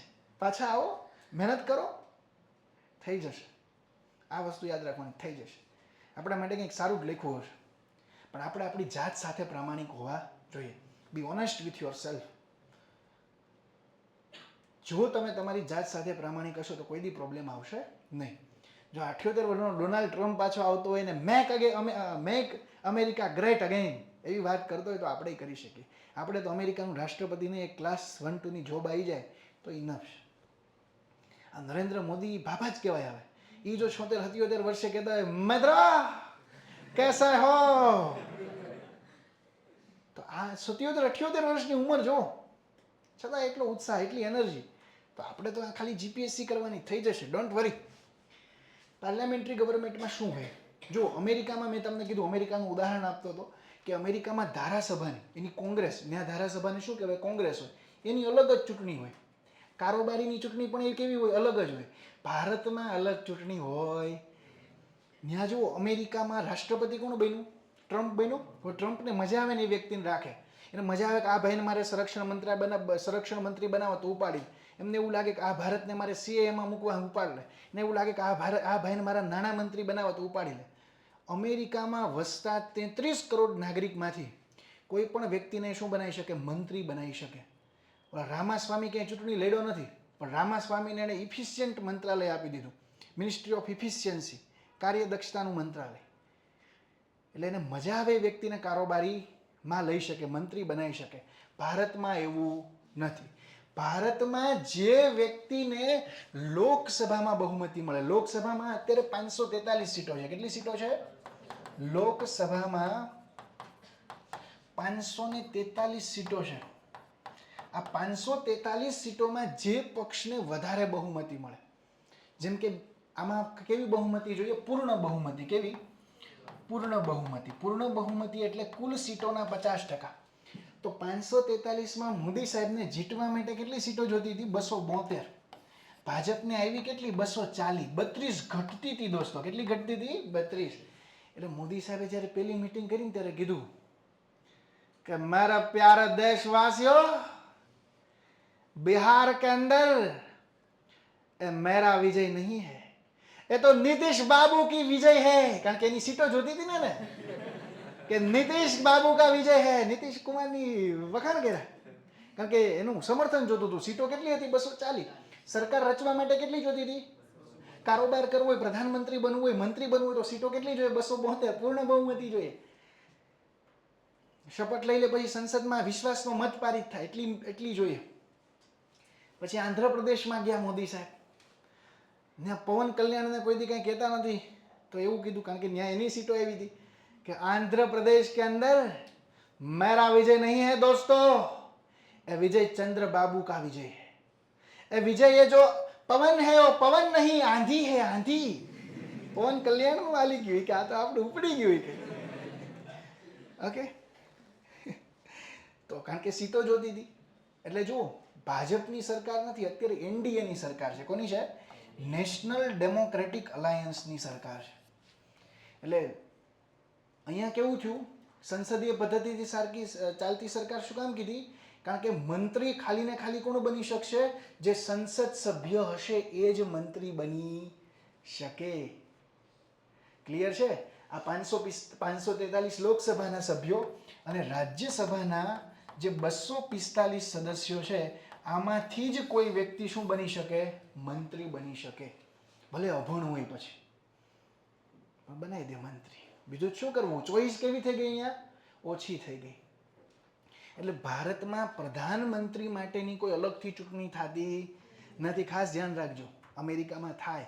દેશનો જે વહીવટ કરે એની અલગ ચૂંટણી, અને દેશમાં જે કાયદો બનાવે એની અલગ ચૂંટણી.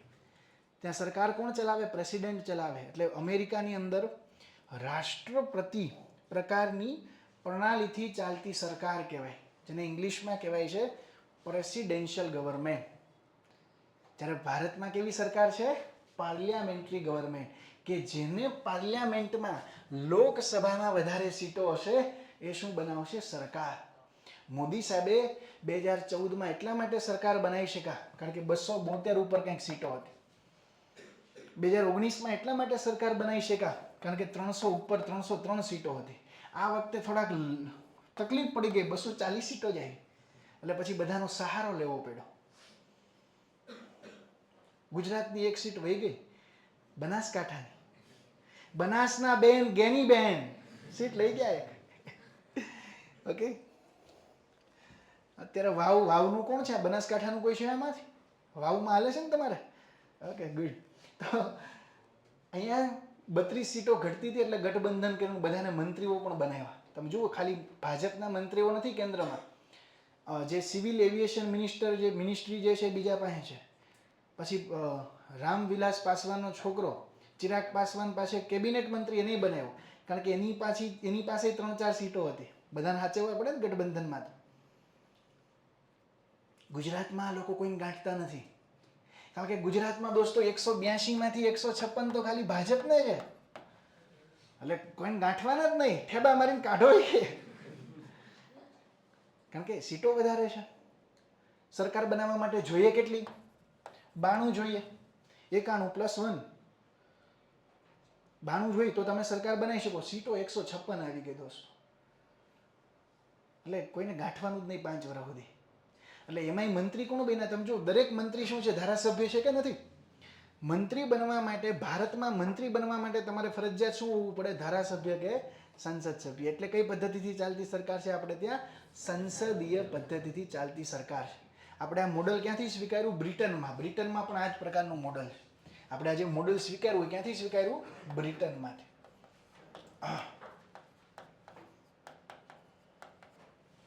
આ બ્રિટનનું મોડલ છે.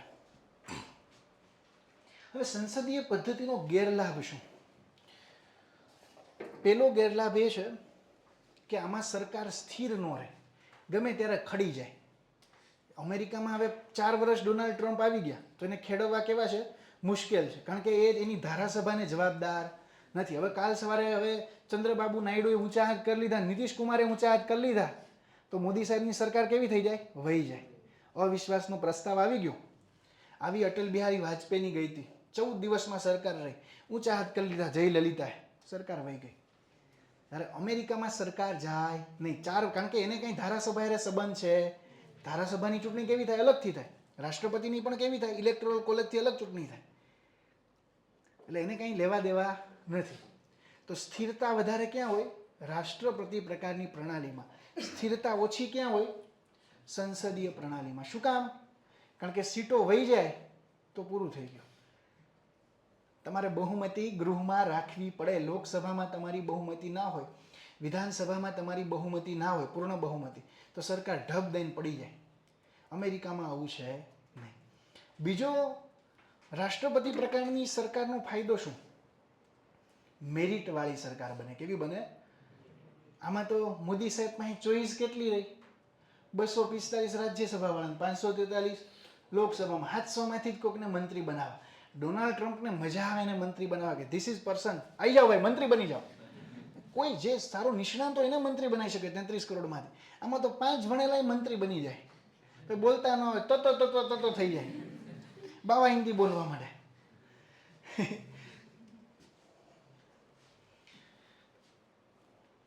એટલે એ વસ્તુ છે. તો વધારે સ્થિરતા કઈ સરકારમાં હશે? રાષ્ટ્રપતિ પ્રકારની પ્રણાલી. વધારે મેરિટોક્રેસી ક્યાં હશે? રાષ્ટ્રપતિ પ્રકારની પ્રણાલી. તો હવે પ્રશ્ન એ થાય, સંસદીય પદ્ધતિથી ચાલતી સરકારનો લાભ શું? આનો ફાયદો શું? તો એક જ ફાયદો છે કે ધારાસભા અને કારોબારી વચ્ચે સંઘર્ષ થાય નહીં. શું કામ? કારણ કે જે લોકો કારોબાર કરે છે, જે લોકો મંત્રીમંડળમાં છે, એની જ સંસદમાં શું છે? બહુમતી. એટલે એ લોકો મજા આવે એવો કાયદો પારિત કરી નાખે. શું કામ? કારણ કે એની પાસે જ સત્તા છે. અત્યારે મોદી સાહેબને કાયદો પારિત કરો, મજા આવે એવો પારિત કરી નાખે. શું કામ? કારણ કે રાજ્યસભામાં બહુમતી છે, લોકસભામાં શું છે? એના પક્ષની બહુમતી છે. ડોનાલ્ડ ટ્રમ્પ આવું ન કરી શકે. શું કામ? જો એની પાસે હોય તો કરી શકે, પણ ધારો કે કોંગ્રેસમાં, કોંગ્રેસ એનું ગૃહ છે, એમાં 2 ગૃહ હોય, લોઅર હાઉસ અને સેનેટ, હાઉસ ઓફ પીપલ અને સેનેટ, સેનેટ એનું ઉપલું ગૃહ છે. તો આ બંને ગૃહમાંની ચૂંટણી અલગ થાય. ધારો કે એને બહુમતી મળી નથી, તો મજા આવે એવા કાયદા એ પારિત કરી શકે નહીં. અને કોની વચ્ચે સંઘર્ષ વધી જાય? કારોબારી અને ધારાસભા વચ્ચે.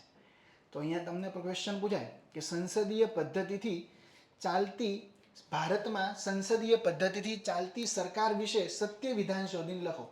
પેલું વિધાન હોય કે સંસદીય પદ્ધતિથી ચાલતી સરકારમાં સ્થિરતા ઓછી હોય, તો વિધાન કેવું છે? સાચું છે. બીજું વિધાન હોય કે સંસદીય પદ્ધતિથી ચાલતી સરકારમાં રાષ્ટ્રપતિ શાસન પ્રણાલીની સરખામણીમાં મેરિટોક્રેસી ઓછી હોય, વિધાન કેવું છે? સત્ય છે. ત્રીજું વિધાન હોય કે સંસદીય પદ્ધતિથી ચાલતી સરકારમાં રાષ્ટ્રપતિ પ્રણાલી કરતાં વધારે કારોબારી અને ધારાસભા વચ્ચે સુમેળભર્યા સંબંધો હોય, તો આ વિધાન પણ કેવું છે? સાચું છે. ત્રણેય વિધાન સાચા છે. આ ક્વેશ્ચન યુપીએસસીમાં હતો 2014-15માં કે પાર્લામેન્ટરી સિસ્ટમ વિશે સત્ય વિધાન શોધીને લખો. આ ક્વેશ્ચન પૂછાઈ ગયેલો છે. The correct sentence.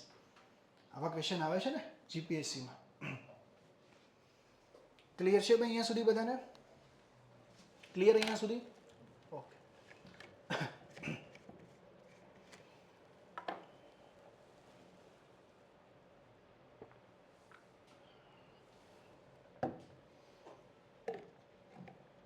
કેટલા લોકો સાયન્સ ગ્રેજ્યુએટ છે? કેમાં કર્યું તમે? તમે તમે જે ઊંચો હાથ રાખો તો તમે ભાઈ બોટની તમે બીટેક ક્યાંથી કર્યું ઓકે તમે તમે તમે જુઓલોજી કેમિસ્ટ્રી તમે બે મેથ્સમાં છો બે ક્યાંથી કર્યું ક્યારે કર્યું 19માં એલડીમાંથી છો તમે ગુડ આ તમે ક્યાંથી કર્યું ક્યાંથી એલડીમાં ચાલુ છે હજી કેમાં છો તમે કયા ફિલ્ડ એલડીમાં આઈટીમાં છો ગુડ અમદાવાદ એલડી બાજુમાં તમારું ગ્રેજ્યુએશન કેમાં છે બીએ વિથ શું વાત છે તમારે કેમાં લિટરેચર તો ફાવે ઇંગ્લિશ ગુડ બીકોમ ક્યારે કર્યું તમે બીએસસી ફિઝિક્સ ક્યારે પૂરું કર્યું પછી તૈયારી જ કરો છો કે ઓકે ગુડ ઓકે ગુડ ક્યારે કર્યું તમે ક્યાંથી કર્યું ગુડ પછી એટલે કેમાં છે કે કઈ કોલેજમાં કર્યું ઓકે બોટની વનસ્પતિ શાસ્ત્ર અજાડી રાખતા ઇન્ડિકા મેગ્નિફેરા ઇન્ડિકા મેંગો કેરી આવું આવે ને બધું બીકોમ ગુડ જુઓલોજીમાં બીબીએ ડિપ્લોથી ડિગ્રી કેમાં કર્યું ક્યાંથી કર્યું D2D બારડોલીથી કર્યું કઈ ફિલ્ડમાં કર્યું સર કોમ્પ્યુટરવાળા ઘણા છે બીએસસી કેમિસ્ટ્રી ચાલુ છે હજી કયા વર્ષમાં છો તમે ઓકે તમારે મેથ્સ ચાલુ છે પૂરું થઈ ગયું ક્યાંથી કર્યું તમે સુરત કઈ કોલેજમાં બંને જોડે જ છો ઓકે બીએસસી સીઆરસી ક્યાંથી કર્યું તમે સીએસ સ્ટેટિસ્ટિક્સ કોમ્પ્યુટર સાયન્સ ક્યાંથી કર્યું ક્યાં છે એલડીઆરપી ઇતિહાસ ક્યાંથી કર્યું તમારે ક્યાં કર્યું છે ચાલુ છે બીએ વિથ ઇંગ્લિશ શેક્સપિયર ને એવું બધું આવે છે કે હજી ચાલુ છે તમારે ઓકે જુઓલોજી પૂરું થઈ ગયું તમારે ક્યારે કર્યું ઓકે ચાલુ છે તમારે એલડીઆરપી શું કર્યું ક્યારે કર્યું પછી તૈયારી કરો છો કે ઓકે ચાલુ છે કે ઓકે કેમિસ્ટ્રી સોશિયોલોજી ક્યાંથી કર્યું રાજકોટ જસદણ તમે ક્યારે કર્યું તારે ચાલુ છે ક્યાં ચાલુ છે સરસ પૂરું થઈ ગયું ચાલુ છે ક્યાંથી કર્યું તે પોલિટિકલ સાયન્સ ફાવે છે ને થોડુંક આવું આવતું કે નહીં તમારે ઓકે તને તો આવડતું છે આ બધું ઓકે જુઓલોજીમાં જીઓલોજીમાં ઓકે એની ભરતી આવે હો અલગથી ભૂસ્તર શાસ્ત્રીની બીકોમ વાળાને એકાઉન્ટ ઓફિસરની અલગથી ભરતી આવે હો તો તમારા માટે ડાયવર્સિટી ખરી એમ એકાઉન્ટ ઓફિસ એન્જિનિયરિંગ વાળા સિવિલ કોઈ છે તને સિવિલની અલગ આવે મિકેનિકલ કોઈ પૂરું કર્યું ઓટોમોબાઈલ મિકેનિકલ ચાલુ છે પૂરું થઈ ગયું એ આરટીઓનું ભરી દેજો ભર્યું ફોર્મ એ આરટીઓમાં ભરવાનું હતું યાર મોટર વ્હીકલ ઇન્સ્પેક્ટરમાં 150 ભરતી છે 2 સ્ટાર આવે એમાં પીએસઆઈ જેવી જોબ છે પૂરું થઈ ગયું ચાલુ છે ક્યાંથી કર્યું જુનાગઢથી ઓકે તમારે બીએ ઇકોનોમિક્સ તો મોનિટરી પોલિસી ને એવું બધું આવતું ફિસ્કલ પોલિસી મોનિટરી પોલિસી ચાલુ છે ક્યાં કરો છો ત્યાં યુનિવર્સિટીમાં જ કરો છો કોઈ કોલેજમાં કઈ કોલેજ છે તમારે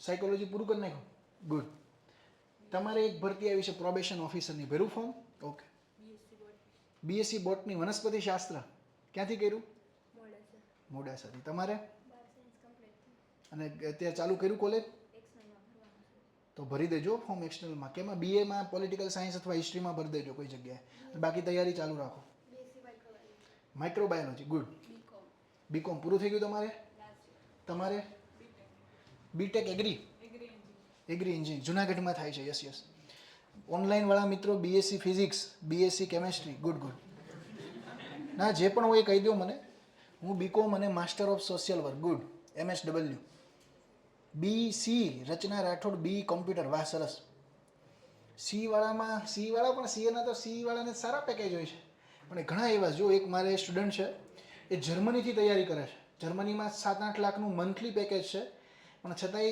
પહેલી જ મારો ઓનલાઈન સ્ટુડન્ટ હતો, જર્મનીથી તૈયારી કરતો, કીર્તન કરીને છે છોકરો, અને સારામાં સારું પેકેજ છે, પણ એને ગુજરાતમાં જ આવવું છે. હવે આવાય છોકરા છે જે વતન, અને દર વર્ષે 50 બુકો વાંચે છે.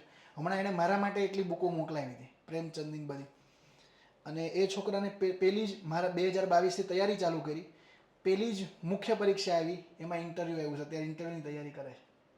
અને જો તમે ડેડિકેટેડ હોય તો કોઈ તમને કંઈ વસ્તુ નડતી નથી. જોબ સાથે તૈયારી કરતો દોસ્તો, ડેઈલી 6-7 કલાક જોબ કરે, એની કંપનીમાં મિકેનિકલ એન્જિનિયર હતો, સાથે સાથે તૈયારી બી કરતો, અને અત્યારે ઇન્ટરવ્યૂ પહેલી જ ટ્રાય આવી ગયું છે. બીએસસી આઈસી, બીએ ગુજરાતી ચાલુ છે. ઓકે, બીએ વાળા માટે ફાયદો છે કે તમારે જનરલ સબ્જેક્ટ, જેમ કે તારે બીએ ગુજરાતીમાં છે, લિટરેચર ઇંગ્લિશ, તો તારું ઇંગ્લિશ ગ્રામર ને એવું આવે કે લિટરેચર જ આવે ખાલી? તો એમાં નોવેલ ને એવું બધું વાંચે છે ઇંગ્લિશમાં, તો ઇંગ્લિશ તારું સાઉન્ડ થશે. બધા જ જો જીપીએસસીમાં મિનિમમ ક્વોલિફિકેશન શું છે? બેચલર ડિગ્રી, સ્નાતક. પછી એવું નહીં કે તમે બીએ હિસ્ટ્રી કર્યું, બીએ એન્જિનિયરિંગ કર્યું, ધેટ્સ ઇટ, તો પૂરું થઈ ગયું. સ્નાતક કક્ષાનો અભ્યાસ હોવો જોઈએ, પૂરું. આનાથી વિશેષ કંઈ જોઈએ નહીં. સ્નાતક કક્ષાનો અભ્યાસ એ તમે એક્સટર્નલમાં કર્યો હોય, કોઈ પણ યુનિવર્સિટીમાં કર્યો, એનાથી કોઈ ફરક પડતો નથી. તમારો સ્નાતક કક્ષાનો અભ્યાસ પૂર્ણ થયેલો હોવો જોઈએ, એ ખાલી ઇનફ છે. ક્લિયર છે? એટલું હોવું જોઈએ. એક્સટર્નલમાંથી કરો છો, હજી કરો છો, એ કોઈ મેટર કરતું નથી. પણ હા, કોલેજમાં પછી કેટી હોવી જોઈએ નહીં, નહીંતર પછી ના હાલે. ધારો કે કોલેજમાં કેટી હોય તો ચાલે નહીં, એટલીસ્ટ પાસ થયેલા હોવા જોઈએ. ઓકે. અને બીજું કે તમારે ભૂતકાળમાં 10મામાં 50% આવ્યા હોય તો હાલે, એનાથી કોઈ ફરક પડતો નથી. 12 સાયન્સમાં 60% આવ્યા હોય તો ચાલે. ભૂતકાળને ભૂલી જાઓ, લીવ ઇન પ્રેઝન્ટ. અત્યારે મારે શું કરવું એ વિચારવાનું છે. એક વસ્તુ યાદ રાખવાની હંમેશા, જો બીત ગઈ સો બાત ગઈ. હરિવંશ રાય બચ્ચનની કોઈ હિન્દીમાં લિટરેચરમાં કર્યું તો એને આવી હશે, જો बीत गई सो बात गई, जीवन में एक सितारा था, माना वह बेहद प्यारा था, वह डूब गया तो डूब गया, अंबर के आनंद को देखो, कितने इसके तारे टूटे, कितने इसके प्यारे छूटे, पर टूटे तारों पर कब अंबर शोक मनाता है, जो बीत गई सो बात गई. જે વયું ગયું એ વયું ગયું, જે ભૂતકાળ થઈ ગયો. તમારે 10માં 50% આવ્યો પૂરું થઈ ગયું. એક કેટી હતી છતાંય લોકો અત્યારે એક્ઝામ પાસ કરે છે. ડેડિકેશન, ધીરજથી, મહેનતથી, કન્સિસ્ટન્સીથી. 10માં કેટલા ટકા હતા, 12માં ટકા કેટલા હતા, કોલેજમાં કેટલા ટકા હતા, એ કંઈ મેટર કરતું નથી. આ એક વર્ષની અંદર આપણે શું કરવાનું છે, આપણે કેટલી તૈયારી કરવાની છે, એ વસ્તુ મેટર કરશે. અને અહીંયા અમે 100% આપવા માટે બેઠા છે. તમારે ગમે ત્યારે કોઈ ડાઉટ્સ હોય તો એના માટે હું, અનિલ સાહેબ, બીજી ફેકલ્ટી બેઠી છે. મારી દરેક બેચના સ્ટુડન્ટને તમારે પૂછી લેવાની છૂટ છે, જે ઓફલાઈનમાં આવે જ છે. અત્યારે છોકરા ઘણા આવે છે, પ્રગતિ 1, 2, 3 બધા જ છોકરા. કોઈ પણ ડાઉટ્સ હોય ગમે ત્યારે ટેલિગ્રામમાં મેસેજ પણ, ઓનલાઈન જે મિત્રો છે એ પણ મેસેજ કરી શકે. જો આ બેન છે 10-12માં 60% હતા અને MSWમાં ટોપર છે. ધેટ્સ થિંગ કે તમે કરી શકો મહેનત એમ. મેં અમારા મિત્રો કેટલા એવા છે કે જે 10માં 50% હોય અને જીપીએસસી પાસ કરીને પોલીસ ઇન્સ્પેક્ટર બની ગયા હોય, ક્લાસ 2 ડાયરેક્ટ, પીઆઈ, દંડો ફટકારવાનો. પીએસઆઈથી ઉપર આ ગામડામાં એવું હોય, પીએસઆઈ મોટો સાહેબ, પણ એની ઉપર પીઆઈ આવે, એની ઉપર ડીવાયએસપી આવે. એ તો કોન્સ્ટેબલ ને પીએસઆઈને જ ઓળખતા હોય કે આ બે મોટા, એમ તલાટી મોટો, તો તલાટીની ઉપર નાયબ મામલતદાર, ડેપ્યુટી કલેક્ટર, એ બધા આવે. એટલે આ એક્ઝામ ખાલી તમારી એક જ વસ્તુ માગે છે, ડિસિપ્લિન અને ડેડિકેશન. આ બે આપવા માટે બધા તૈયાર છો ને ભાઈ? તો જ આ ફિલ્ડમાં આવજો, તો જ આ ફિલ્ડમાં ઘૂસજો. કે આ બે વસ્તુ આપવાની છે, ડિસિપ્લિન, ડેડિકેશન અને ઓપ્ટિમમ યુઝ ઓફ મોબાઈલ. આમાં ધ્યેય લાઈવ એપ્લિકેશન ડાઉનલોડ કરીને લેક્ચર જોવાના. બીજી Dream11, આવો મહારાજ, રમી પે, એ કંઈ કરવાનું થતું નથી. હવે તમારા લેક્ચર ક્યારે છે? અહીંયા સુધી રાખું છું, કારણ કે હજી આ પહેલો લેક્ચર છે, નહીંતર વધારે કરાવીશ તો પાછું મગજ બેન્ડ મારી જાય ઘણાનું. એટલે મારે થોડુંક ધીરજ રાખવી પડે શરૂઆતમાં તો. તમારા કોઈના કંઈ ક્વેશ્ચન હોય તો બોલો. જે પણ મિત્રોને આપણે આ જ રીતે સ્મૂથલી બોર્ડ વર્ક કરીને જ બધા લેક્ચર આપણે જોવાના છે. બધા જ ફેકલ્ટીને મેં કહી દીધું છે. મારા ક્લાસમાં હું પીપીટીથી ભણાવતો જ નથી. વાહ વાહ, જય પટેલ 12 સાયન્સમાં 56% હતા, રિલાયન્સના ઇન્ટરવ્યૂ કરીને જોબ કરે છે, વાહ સરસ સર. એટલે હું એ જ કહું છું, મોદી સાહેબને 10માં ઓછા ટકા જ હતા. હા રિયાલિટી કહું, એને એક્સટર્નલમાં કર્યું છે મોદી સાહેબે, BA MA પોલિટિકલ સાયન્સમાં જ કર્યું છે ભાઈ, એક્સટર્નલમાં. કે પ્રધાનમંત્રી છે, બધાના ધ્રુજાવે છે. રાગાએ ઓક્સફર્ડમાં કર્યું છે, રાહુલ ગાંધી. પણ હવે એની કોઈ સીટો વધી દોસ્તો. જુઓ, રાહુલ ગાંધી પાસેથી શીખવાનું દોસ્તો, રાહુલ ગાંધી પાસેથી શીખવું. હું તો દરેક વ્યક્તિમાં સારી વસ્તુ શીખું. 2014માં સીટો નો આવી, 2015માં નો, આ વખતે ડાયરેક્ટ 99 સીટો આવી દોસ્તો, ડબલ કરી. આ વસ્તુ શીખવાની છે, ડબલ સીટો કોંગ્રેસને ડાયરેક્ટ. કેટલાય રાજ્યોમાં એને જીત મેળવી લીધી, કર્ણાટકમાં જેમાં જીતતા નહોતા એમાં. તો આ વસ્તુ શીખવાની છે. પંજાબમાં સારી સીટો આવી, તો આ જ વસ્તુ શીખવાની છે. હરિયાણામાં ભલે પાછા હારી ગયા હમણાં, પણ પંજાબમાં સારી એવી સીટો આવી. તો આ વસ્તુ એનામાંથી શીખવાની. નહીંતર બિચારાને પપ્પુ કહેતા બધા, ગમે એ કહેતા. પણ હવે જો એ નવો એક ભારત જોડો યાત્રા કરીને બધું કર્યું, એટલે આ શીખવાનું છે એમ. એનીમાંથી શીખવાનું છે. ભાઈ આમાંથી એક વસ્તુ શીખી શકાય કે હાર નહીં માનવાની. ક્યારેય જીવનમાં હાર માનવાની થતી નથી. આ ટોપિક હજી બાકી છે, આ ટોપિક હજી આપણે કરવાનું છે, ડોન્ટ વરી. બ્રિટન સિવાય બીજા કયા કયા કન્ટ્રીમાં અનબ્રિટન કોન્સ્ટિટ્યુશન છે એટલું બધું ડીપમાં જવાની જરૂર નથી. સન્ડેના પણ લેક્ચર રહેશે, રેગ્યુલર લેક્ચર રહેશો ભાઈ. હા, વચ્ચે કોઈ એવી રજા આવતી હશે તો આપણે 1-2 દિવસની રજા આપશું, બાકી રેગ્યુલર લેક્ચર રહેશે. પણ હાર માનવાની નથી. અટલ બિહારી વાજપેયીની એક પંક્તિ બોલી અને પૂરું કરું છું.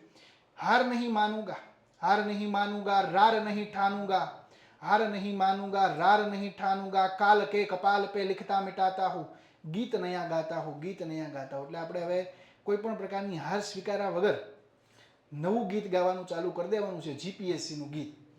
હવે જૂના બધા ગીતો ભૂલી જવાના છે. જૂના બધા પ્રકરણોને ક્લોઝ કરી અને GPSC નું તૈયારીનું નવું ગીત ચાલુ કરી દેવાનું છે. તમને ટેલિગ્રામમાં ક્યારે લેક્ચર બીજો લખ્યો તો? હા, તો અડધી કલાક આજુબાજુમાં નીચે ચા પીવો હોય તો ચા પી લો, જે પીવો હોય પી લો. કારણ કે વચ્ચે મારે બ્રેક રાખવો પડે, નહીંતર સ્ટુડન્ટ પાછા ડોફરાઈ જાય છે આમાં બધા. ઘણા મિત્રો એવા હોય કે જેને લોડ આવી જાય થોડો.